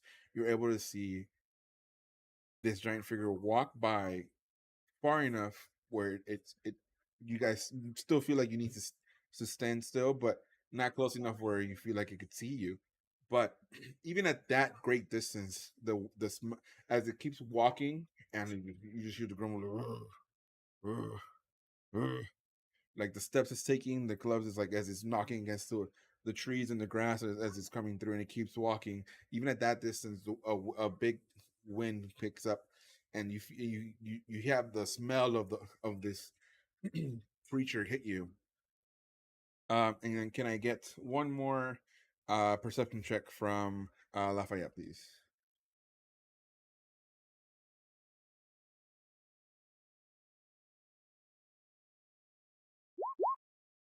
And as the wind picks up and it hits you, the smell, you start recognizing the pungent smell of what you come to know as an orc, as the orc is passing through, but not close enough to where you are. So you kind of sense that the danger has gone, even though the smell kind of still lingers behind for this creature that just passed through. You are able to take your sleep. Holden is now up for his watch. Uh, and you switch turns without too much trouble. Even though now Holden is a little bit more perked up and ready and kind of more vigilant as the rest of the group sleeps. Brunar, can I get a D12 roll from you, please?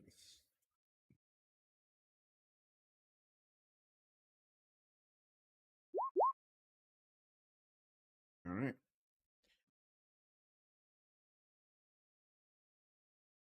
All right. So at this point, I'm gonna say that the long rest time has passed through. No more trouble has come through you. Nothing else that you perceived or saw or heard or smelled, even at this point. So you're Holden. You are now going through and waking up the rest of the group. For those of you who took damage or used any spells, don't forget to hit the long rest to get your spells back, and of course to get some much needed health back as well.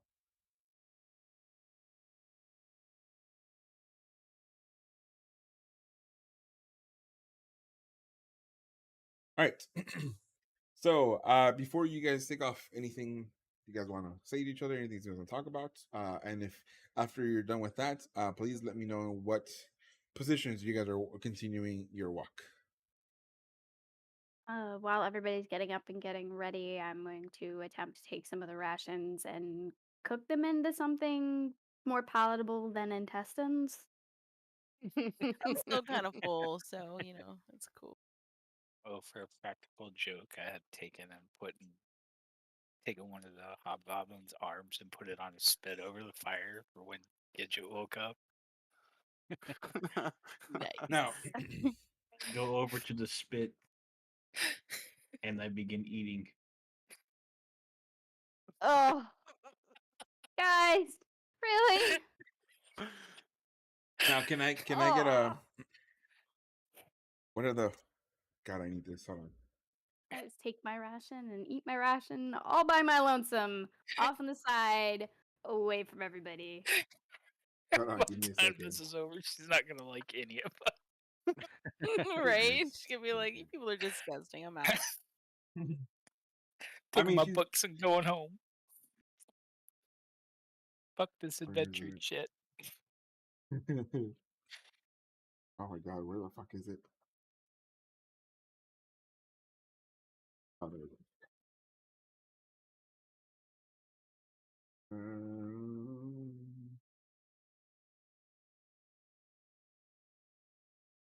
can I get a? Can I get a slight like what is it? Not sleight of hand, right? It's a stealth check. Just a stealth check. Or For you, Lafayette. And then can I get a just a perception check from you, Gidget? I'm gonna say Gidget. Can I get a yeah, just give me a perception check, and then Lafayette. So as you're cooking Gidget, and you're making this meal, um, and as you wake up before you do that, you see that Lafayette was already cooking something on a spit. He cut up some of it and put it on a plate for you, and handed you the plate of this, and he says it tastes it. We just made some food. Just like I was able to chicken. prepare it just in case I didn't need to sleep so much. It's for your troubles. Before I know you want to start cooking for the rest of us, but I thought I'd cook something for you first. And he hands you the plate with some food on it as well. Okay. I'm assuming I can't see what's on the fireplace based on Correct. the perception check. Okay. And I would eat, not knowing any better.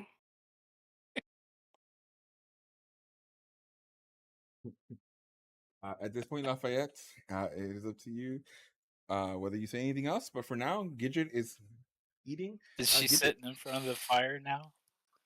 Like I'm in between her and the fire? For role playing purposes, we'll say since she couldn't see what was on the spit, I was between her and the fire, and she sits down and eats. I take and go, "Wow, hope you enjoy," and I take and walk around the fire as Runar comes up and slices off a piece so that she sees what it is. Immediate cough, gag, turn, off to the side. Like, I hate you all. Get up and walk away. Take her plate too.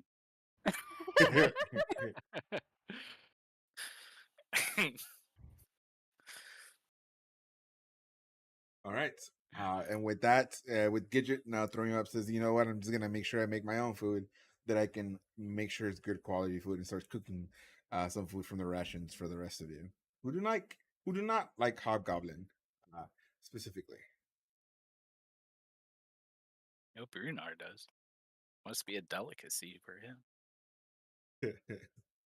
Tastes like victory. It's like Yeah. All right. So with all of you now have eaten and getting all your supplies and getting the camp ready and all of that, you guys are free to continue walking. How does the group, in what order does the group proceed? I go with the same as before, maybe, or I'll be somewhere in the middle range. I'll be up top. I mean, how wooded is the terrain? Like, are we still open, or are we getting Like more we like could wooded areas? side by side, or So the trail itself is pretty big. That you guys can walk through. You guys are free to walk through the forest if you like. But other than that, you guys can go back to the trail. And the trail is pretty big that you can walk at least 2 by 2. I'll be up front. I'll be like, I don't know, 10 feet behind him. I'm gonna pet Holden's wolf. Yeah. Bubbaloo? Babaloo. Careful.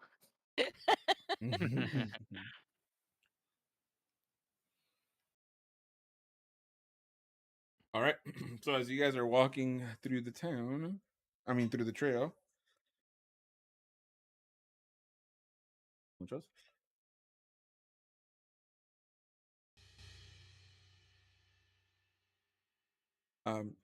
You start arriving at now given location to you by Sister Grail when coming to reach the rest of it.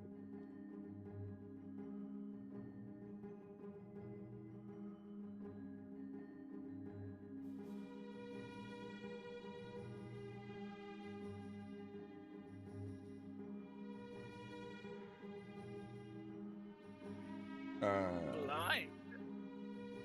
Sorry. That's some magical darkness right there.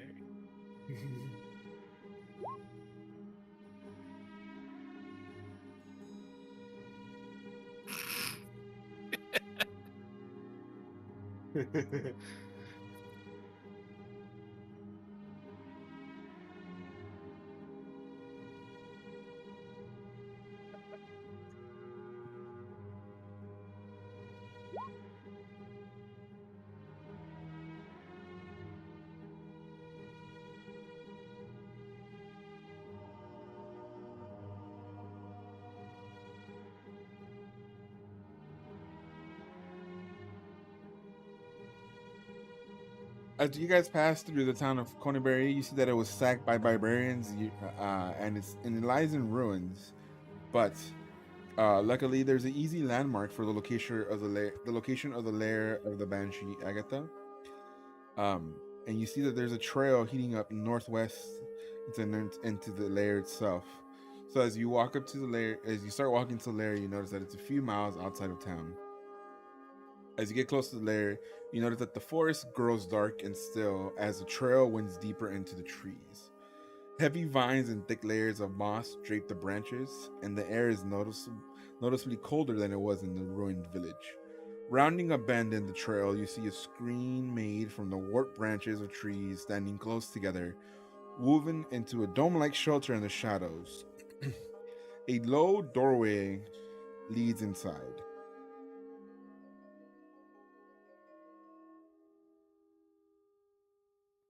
I gesture towards Lafayette. It's your bag. Undead stuff. I think they gave us a comb to barter with too, so we may be able to Yeah, talk to her. I have a comb she gave me for the information. Are we getting the whole book or just information? I mean, I want the whole book.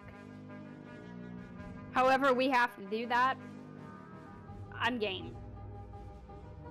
Atta girl. So, does the coast look clear?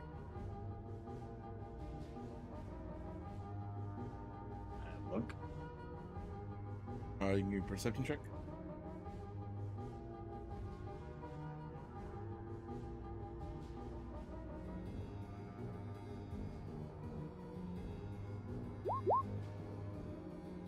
The coast is clear. Looks clear to me. Okay. So, I guess I start moving up to the entrance of the cave. Or the empty tree, it looks like. Is this a forest? Yes. Okay. So, I'm My natural explorer is forest, so I get I'll do I move get up to there.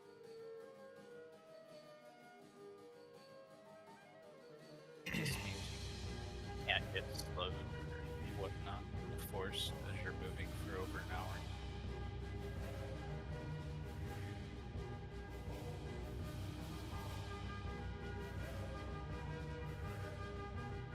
I So does- look through the opening of the tree. I'm guessing that's what that is.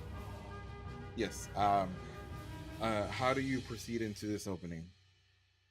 Well, right now I'm outside of it looking in to see what's in there. Okay. Can I get a perception check? The rest of the group, do you guys stay behind? Are you following close? What are we doing? Following, but not close. 10, 15 Yeah. feet. Maybe back here, keeping an eye on what's going on. As you look inside the dome here, you see a table. You see looks like a barrel. Like you see a seat there for the table, and what looks like a bed made out of leaves. But you don't see much else. And as a matter of fact, at this point, you don't really see much of anything interesting. It just kind of looks like an abandoned location where somebody used to sleep. Did we get the name for this? I forget. Hold on, let me look. I think I wrote it down, but I gotta figure it out. Give me 1 second.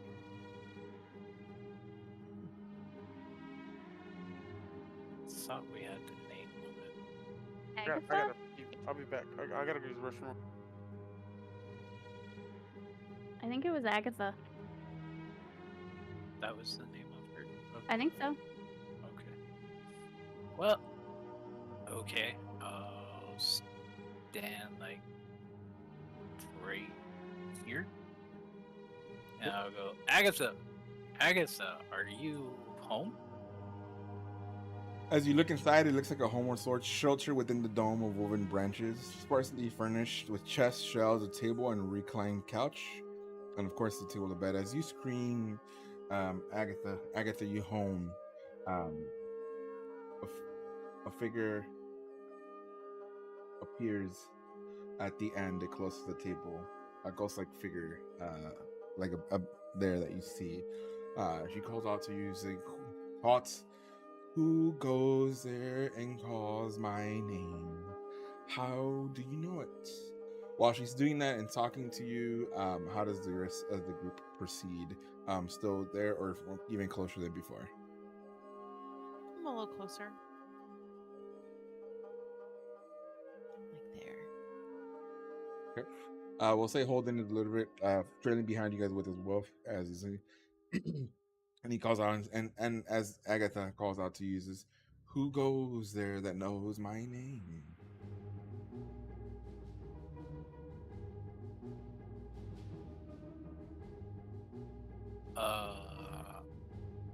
Hi, I'm Lafayette Clanfist, and I have me and my party here have a few questions for you.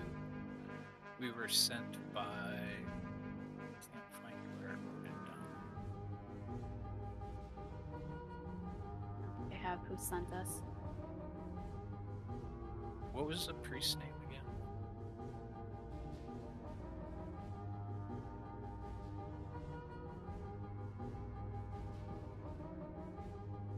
Oh, yeah, that's right. Sister Griel? Griel? I do not know this person that you speak of, but the fact that she knows my name is a good sign for me. Not many know my name. Most are scared of me, but yet you come here, even though it's with trepidation. You don't barge into my home. Well, So I it's welcome you. not polite to barge in. I had to see if you were here. You could have been off taking a dump somewhere. The ghostly dumps of the Banshee. That would have been great. But no. With But- your... He sent us here. I'm thinking for a book or for knowledge on a book.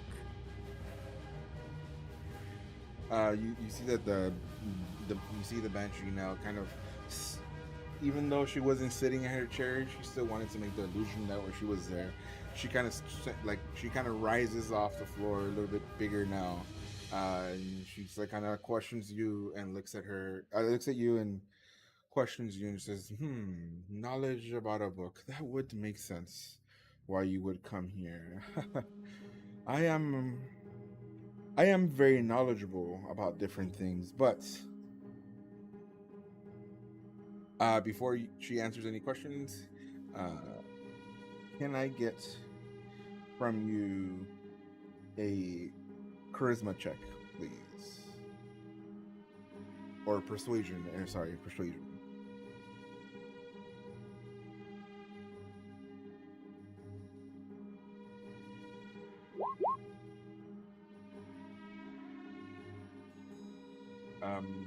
Nice. I'll let you roll that persuasion at advantage just in case. Go for it.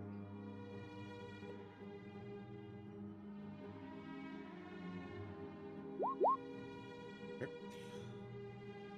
Very. The second roll was a natural 20. It was. You You did 3. Well, he did perception and then he did a persuasion. He did 2 perceptions. I was looking for the persuasion check, but I'll take that natural 20. It's okay. Cool. I thought I rolled the- no, no, you no, roll no. perception. It's okay. We'll take the natural 20. So she looks at you and says, "You've come to the right place when it comes to information." Now, before I answer this question, and you seem to be enticing enough for me to talk to. I haven't spoken to anybody in years, after all. So the fact that somebody's coming to my home with respect and politeness really intrigues me, even if I don't know you very well. Your words seem of candor and truth, and if a sister has sent to you, you must hold some power within this organization that brings you here now. I will allow you one question. You can ask me about many things, but information on the book, will that be the only thing that you ask me today? Or is there anything else that you would like to know about? I only have one question Understood. to ask. Here. Okay. Hold that thought for a second. Walk down to get it. How much do you... We get one question. One question only. That's how I understood it. Is it just one question, or do you get a question plus the knowledge of the book?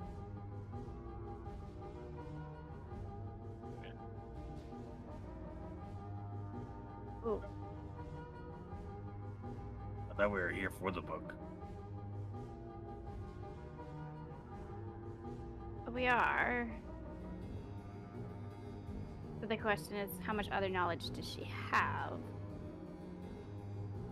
And we still need to figure out how to get to the castle, right?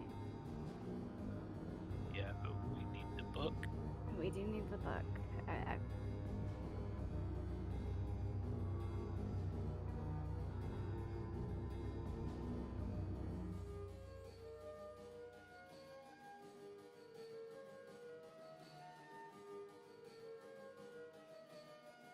There was another reason we were here, though, not just for the book, though. I thought we were gonna kill the banshee. I mean, I know we had the little comb, but We need to get some information from her. I don't think they sent us necessarily to kill her. oh, okay, yeah. The whole time I'm coming over here thinking we're gonna murder this ghost thing.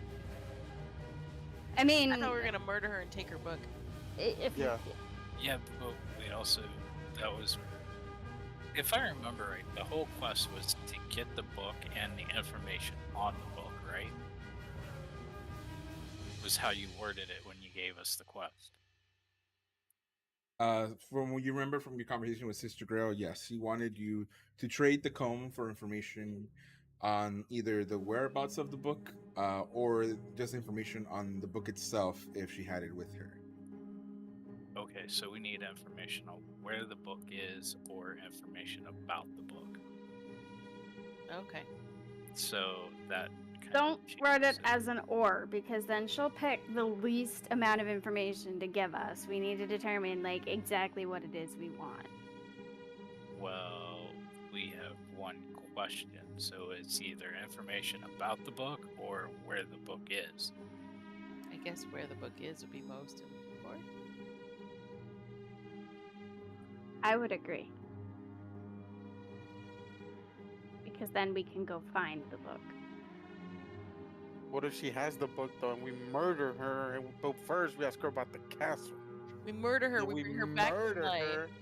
and then we ask her Get her questions sick. when she's dead. I don't think it works that way, guys. I don't think it works that way. Look Let's at like least a- get the information first, and then if you guys are all gonna go murder happy hobo on something that's probably going to kick our asses. Yeah. I don't Hear need me to out. murder her as long as she All gives us right, what we want. I turn Hear me around out. and walk back to the while they're talking. Agatha, I have a comb,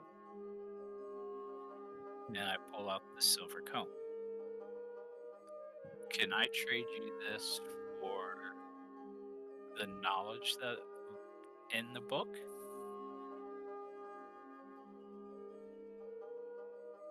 You see Agatha is still again risen from the floor, has a pensive, as much as a banshee can have, a pensive thought look on her face.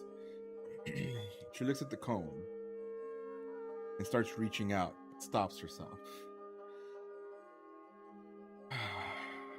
You make an interesting trade, an interesting proposition, one that definitely is enticing to me.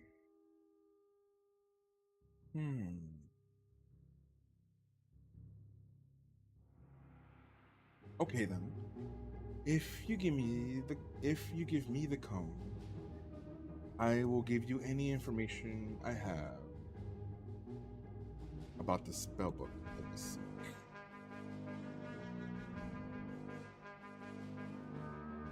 I toss her the comb. Agatha quickly reaches out, grabs it, looks at it, starts kind of like just feeling around it, like moving it within her hands, like enjoying, and see her like kind of lower back down to the floor, and quickly puts the comb in her hair and does a twirl in front of you as she puts it on her hair. Looks As she, very like- becoming on you. As she does her full turn, funny, like you can kind of see her try to make a wry smile with her face as she very much appreciates the comment that you made. And she looks at you, she says, "Very well, I thank you very much for this trade. Now, about this book you seek,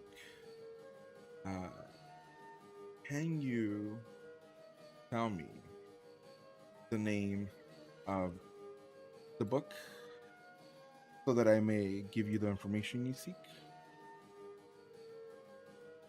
Did she even provide us with I the name of the don't book? think we know the name of the book. Yeah, Oh, gentle spellbook. So, I can tell you that I traded the book to a necromancer named Zernoth, who is from the city of Erebor, more than 100 years ago. Unfortunately, I don't know what became of this book after this trade, but that is all the information that I can give you at this time. I do not have anything else to offer you for this beautiful comb, and if I did, I would. Okay. You don't even know the contents? Like what the spellbook contained? I never very much. Are you there? It's like I Alright. 5 mean, feet I'm behind me. like 10 feet behind him. If that, I would hope I could at least hear 10 feet. So as you chime up, the banshee quickly like retracts like to where she was located, and she says, "So, who? There's more of you? Why is there more of you coming into my location?" I'll move forward. We were just here to it's me and my friends, and we were just sent here to ask about the book. Not here to do anything. The roads are I- treacherous and it's not good to wander alone, so we have a small collection of us to assure our safety there and back. Okay, so as you say this, she kind of still looks apprehensive. She looks at you. Did you ever She points at you, Lafayette. She says, You have respect and manners, and I appreciate that. You, on the other hand, were eavesdropping when you shouldn't have in a conversation that was not for you.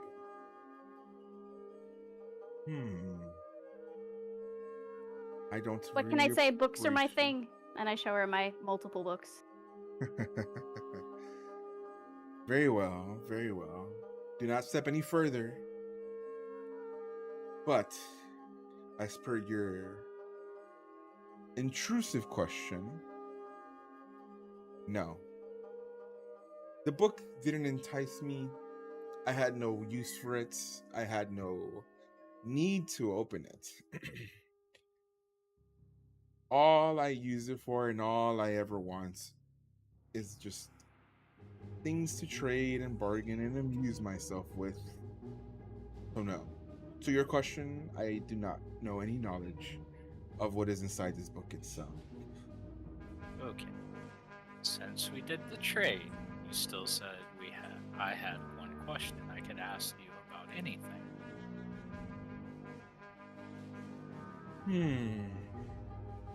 I normally hesitate to talk more than this, but you have been very respectful coming into my home, and you've brought me indeed one of the greatest trades and one of the greatest things I've ever had in so many millennia. And as she does another twirl and just kind of like puts her hand close to the comb and kind of like feels it there and still knows that it hasn't vanished or anything, so knowing it's there, she says, very well. One question and one question only. Okay. One more second, please, and then we'll be out of your hair. I promise.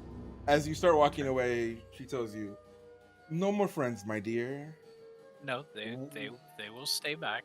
I'm just gonna confer with them to make sure that the question I ask is what they want, is what we need.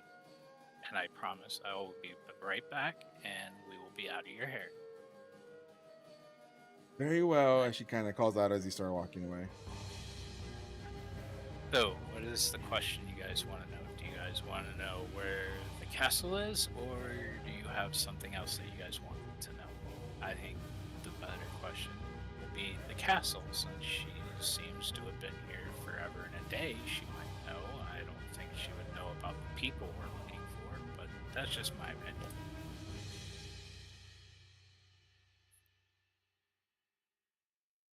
Yeah, I would say we ask about the castle. Sure. Wait, Yep. does she know? Did she say where the guy that had the book went? Yeah, she gave us city. I think Looney wrote it down. Get you. Erebor? Yeah, it's Erebor, yep. But that was according to her hundreds of years ago. They'll leave. Yeah. But I do Yeah, say ask the her castle. about the castle. What's the castle's name again? High Skull Keep. No, I was just gonna ask you where Gay Skull Keep is. Cragmaw Castle. I walked back up to her. Okay, so the question we'd like to know is, do you know where Cragmaw Castle is?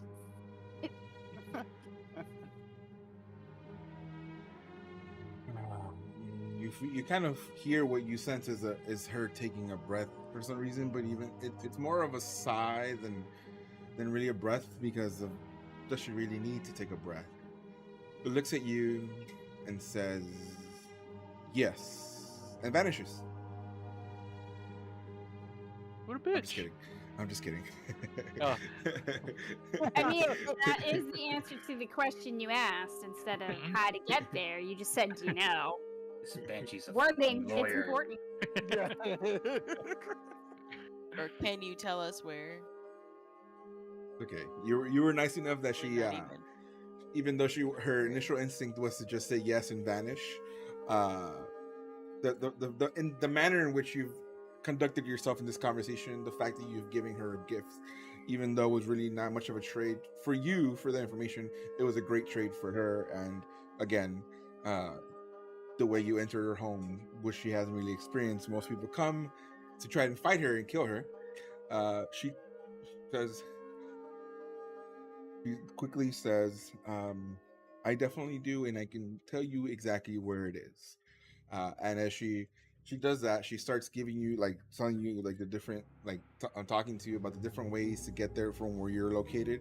And she even asks if you are you situated in Phandelver. And as you, like, say yes to this, obviously because there's the conversation that keeps going, she starts describing to you how to get there from Phandelver, and she tells you it's not much far off from the trail that you were just on if you were coming to find me and see me. So she gives you this information, so you now know the location of Cragmoss Castle. And I bow to her and say, well, we will take our leave, fair lady. Comb suits you, and I turn around and I will start walking away. As you start walking away, you feel like a gust of wind picks up as she twirls one more time, but this time a little bit faster than before, twirling the dust around her. You turn around and you see that she was no longer there. She has now vanished, comb and all, and she is no longer there. So to make Gidget happy, we didn't murder hobo everybody. Yeah. I'm pretty sure she'd have kicked our ass. I'm just saying. Probably. We have the information that we all needed for the castle, and we have a lead on where the stupid book is. That Gidget seems to want so bad. The spell book. There's a lot of knowledge inside those things. Well, a necromancer has it. That's frightening. Sweet. It is a little frightening. The fact that a necromancer wants it, that's concerning. Kind of what I was thinking too. And if this happened hundreds of years ago, I can only imagine what he's got built up in that time frame. Do we have any clue where this city he's talking about is? I look around the party. That would be a negative, Ghost Rider. Mm-mm. So we need to figure out where the city is. But where do we want to go now? Go back to town, or do we want to go to Cragmoss Keep?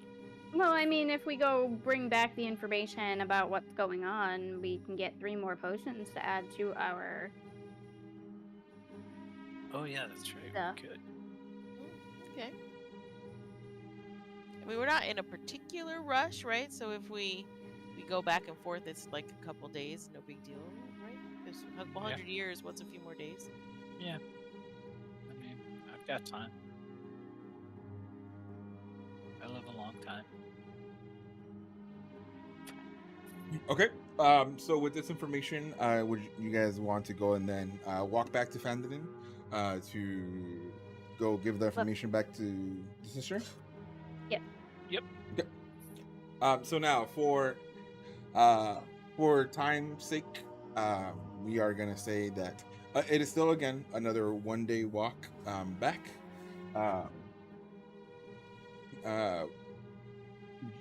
Even though you took a long rest in the middle, when you guys are gonna be walking here and you guys are walking back, I'm gonna say that you guys took camp yet again in the same location and took another long rest there to avoid exhaustion as you made your way back to Phandelver. Took the same, obviously the same turns and being vigilant, and are now returning to Phandelver. Now that's more of a just for the sense of time.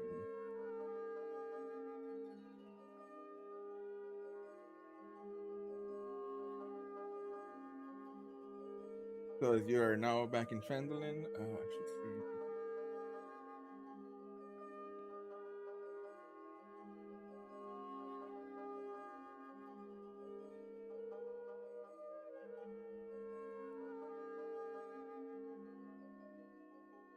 You guys are Phandelver. You guys are arriving to the inn to get anything you need before speaking to the sister at the shrine.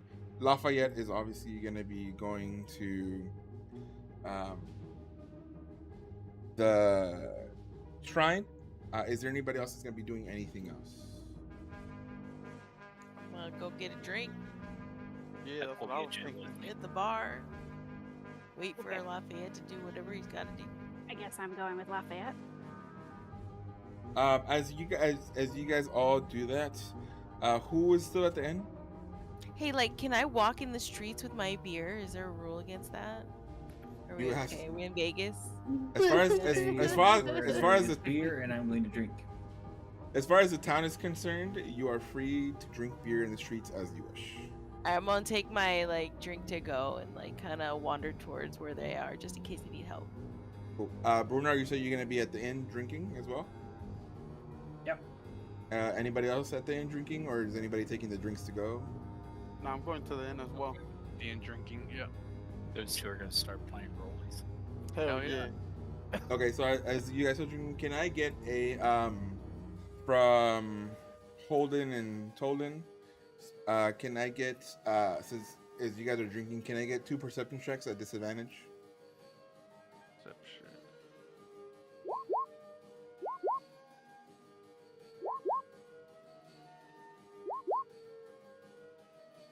Okay. 17.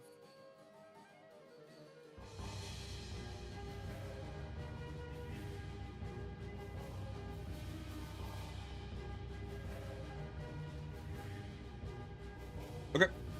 So you guys are free to play rollies, but before we do that, let's switch the conversation over to Lafayette. You're walking. You said with Git. You said you were telling Gidget to go with you to the shrine. Yeah. Okay. Yeah. So as you guys go to the shrine, the sister comes to you and she sees you again. She comes to you. She says, "Oh, I'm not using the other accent because I forget what it was." So she comes to you. She says, Irish "Oh, Mickey, dude." Lafayette." Yeah, Irish Mickey. Irish Dude, you can never Mickey. go wrong with Irish Mickey. Like I said, I forget what the accent was. We told you. So as Lafayette comes back to the shrine, the sister walks over to you and she says, "Oh, Lafayette, you've come back. Welcome back to our shrine. Again, not much to offer you, but I am glad that it's giving you purpose at this time. Is there anything we can help you with? Is there any, anything we can bestow upon you for your next adventure? Seeing as you've done so well already for this town." Luckily, more peace and quiet in this town is because of you. No, sister. It's, me and Gidget and the rest of my party, we found out some information, and I forget a lot of stuff. So I'm gonna let Gidget tell you what we've learned. That's why you brought me. I got it. Perfect. Okay, so basically we spoke with the Banshee, Agatha. Agatha then informed us that she was in possession of the spell book that you asked us about. However, she gave it to a necromancer quite a long time back who was in Erebor. That's the last she knew of it. As you give her Contents, she had no clue. as you give her this information and you start bringing on this, sister girl starts understanding and starts kind of like feeling like you see her like a little bit of like glee come into her eyes as she smiles and nods, just kind of taking all the information in. And she tells you that is wonderful news. This is the newest piece of information we've ever gotten. I've never been this close. There's a location now to the next step. This is wonderful. Thank you, Gidget. Thank you, Lafayette. Thank you to your whole group. Curiosity. Mhm. Where is this location? Erebor.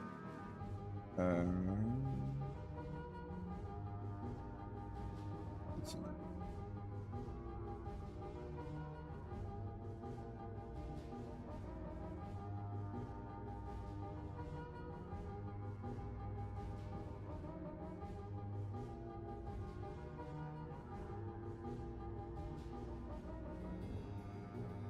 She looks at you and she says, luckily enough, it is indeed here in Neverwinter, so it's not too far, not too far off from our location, but it is far enough that I will need to reach out to my sisters so we can get our group together to travel there to find the next piece of information. Um, but it is still within this massive piece of land called Neverwinter. Um, so luckily, uh, even though I can't particularly point you to the direction, I know that it is here, but I know others in our group will easily know how to get there without too much trouble. So we are very excited to get new information about this book. As she says that, she she turns around and goes inside like the location next to the shrine. The house next to the shrine comes outside and brings you and gives to Lafayette and to Gidget 3 potions of healing as payment for the effort. She says, "Thank you. I wish I could give you more, but this is all that I have at this moment."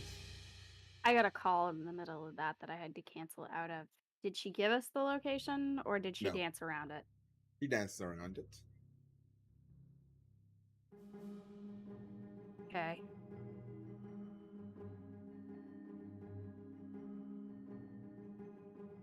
All right. I'm just like outside the church or whatever, sipping my beer, keeping an ear out for yelling. I don't like that she danced around it. I watched Uh, it. sh- as Gidget starts turning around to leave, Sister calls her to Lafayette. She says, "Lafayette, can I speak to you, please?" I As nod, walk over to her. she extends her hands, holds her hands, nods, and just gives you a deep thanks for giving this information. She also tells you, and she asks, based on what you've done for us, and based on the level of dedication you've shown to us,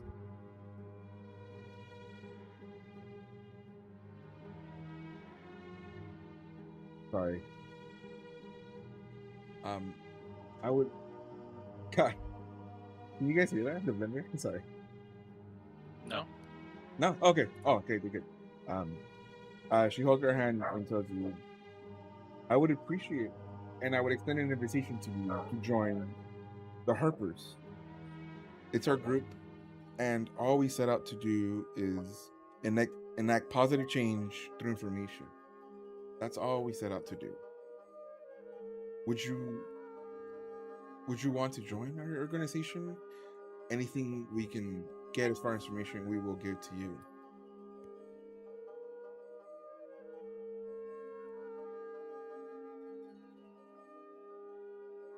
Sure, why not?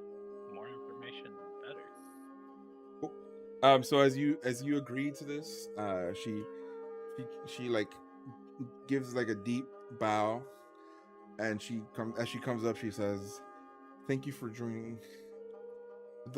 Having people like you of exemplary manner is perfect for us. Can now take on the title of the Watcher, and whoever is in the organization, you will be able to easily tell and be able to discern from those you talk to, as they will also have the title. We have our ways to communicate, and any information that we know will be given to you. All we ask is the same courtesy in our stead as well. But you are free to now use this title. Thank you so much for all of your effort."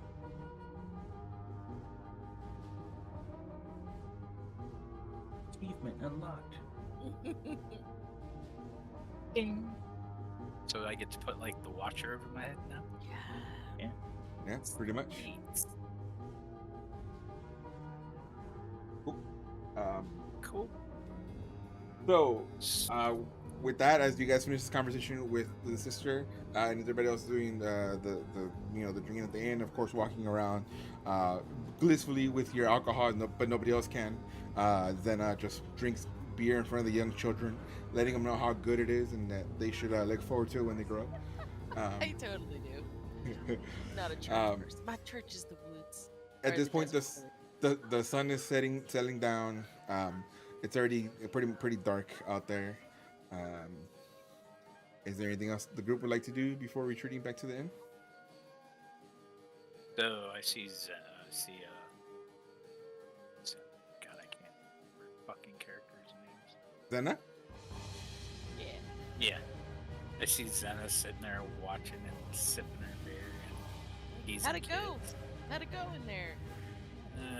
Gidget's not too happy. I think the lady was dancing around her question, but Not giving us all the information, which makes me all that much more freaking intrigued. Now I need Yeah. to find where the hell Erebor is. I'm suspicious. But we have a means to give information. Well, that's The, good. The Harpers, I guess, is what they're called. Is that right? The Harpers? Watchers? Harpers. Okay. The Harpers asked me to join. I said sure because said they could get information if we needed information. And the only thing that they asked in return is if they needed some information, we could buy it. We do the same. It seems reasonable. Cool. Yeah. First question: where the fuck's Erebor? There you go. As you were leaving, Sister Girl just remembers and tells you, no information for Gidget. And walks away. Just kidding. Shady, let's kill her. I agree. Wow, all of a sudden Gidget wants to murder somebody. A sister, no less. Yeah, you can see it on her face. She was just like, I'm gonna get this bitch. I What mean, the that's fucking fuck? Fuck this bitch. Cool. So as it's turning nighttime, you guys start retreating to your rooms to sleep. One by one. One by one, going into your rooms, sleeping off the night, little by little, like as you guys were all drinking, left then. Now, as the night turns to day, everybody starts coming and reconvening at the front of the inn. One by one, each comes down. But you start noticing that a certain person has not arrived. You see that's Holden, Tolan, Zena, Gidget, and Lafayette. You guys are all accounted for. But a certain rogue who has done this before snuck away and gathered information about a certain manor has not appeared yet. Which is odd, because he's normally one of the first ones to arrive. A good ale is never far from his lips. As this happens, Sildar runs through the inn and comes inside and sees that you're gathered there too, still waiting. You send Tolan to go up to his room, to Brunel's room to check. As Tolan knocks on the door, no answer. Tolan, taking it upon himself to make sure that they don't leave without him, opens the door to Brunar's room and notices that there's nobody there. As you're coming down the stairs, Tolan, to let the rest of the group know that Brunar is not in his room, Sildar walks into the bashes into the inn and quickly yells to you and says, "Good, you're all here. Hurry. You must see what had happened." As you guys all run with Sildar, you guys quickly running behind them, you guys go to the middle of the town here, and you see that there is a big sheet draped on top of a body. The sheet is bigger than the body itself on the floor. Sildar tells you that there is something here that you should not see, but you should know about. He tells you that there's a note also left behind. The note doesn't say much, but it has two things. There is a contract that is left on the floor with a stamp at the end of the contract. The stamp has two things. It has a name you don't recognize, but it also has the stamp of the black spider. All it says is completed by the Zentrum. You do not know yet who is underneath the sheet, or what this means, other than the black spider stamp yet arises once again.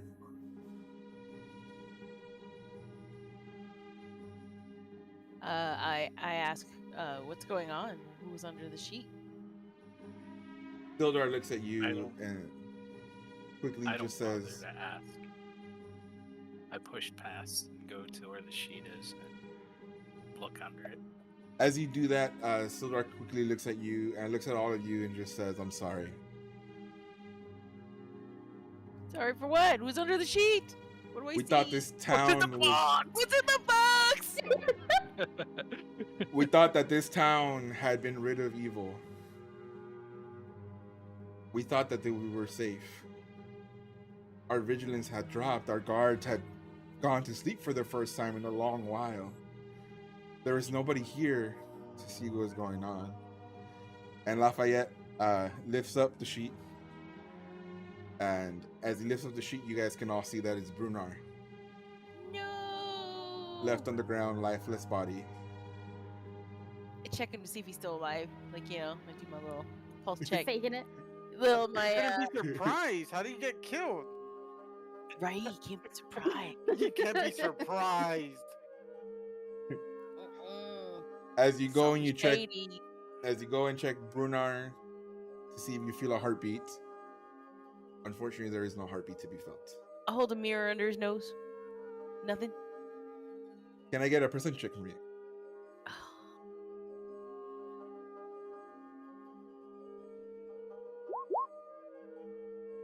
As you feel his heartbeat you try to feel for his heartbeat on his neck, try to feel for a heartbeat anywhere in his chest, his wrist. There is nothing to feel. As you put the mirror under his nose, you kind of have a quick palpitation in your heart as you kind of feel hope come, but as no actual perspiration appears on the mirror, hope leaves you. As you Run yet down see. and put my ear against his foot like Scuttle. And then I tell him, I hear if you put your finger in his butt, he can't fake through that if he's faking it. I'm like, sorry, man, and I kind of like pat his head, his little dead head. Then I kind of check his pockets. And with that, While ladies and they're gentlemen, all doing that, do you know what the healer does? Takes out a pinch of salt, takes out 2 coins, puts them on his eyes, puts a pinch of salt, and then you see him move his hands over the corpse and cast. It doesn't have a thingy.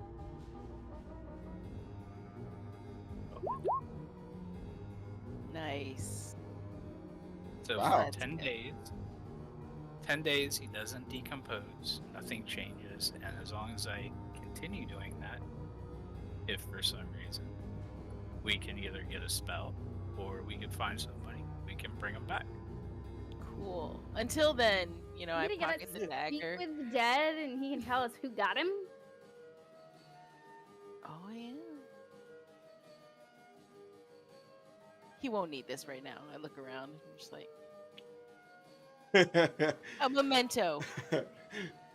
Just shake my head. just to end the night, can we get a stealth check now? Let's see if he I has want to any see. gold. Oh, okay. I want to see sleight how. of hand, how I think is I what want. it would be. Yeah, sleight of hand. I want to see how well you fumble this bag, or not. Please give me. Terminology. Ooh. I mean, I quickly cover it with it. He won't mind. He will want As the he- group to succeed. As you reach into his pockets, the rest of the townsfolk, as they're around, see that you do this, and kind of shift their eyebrows. But then people start whispering. He was my friend. She was drinking outside last night. I don't think she cares much for courtesy, and that starts spreading around the town. And with that, we come to an end on tonight's session. Brunar, unfortunately, Brunar, what did you have in your pockets? I'm just checking. Like, did you have any gold? Like you were hiding or anything? I've got 41 gold, 6 silver, 6 copper. Mine.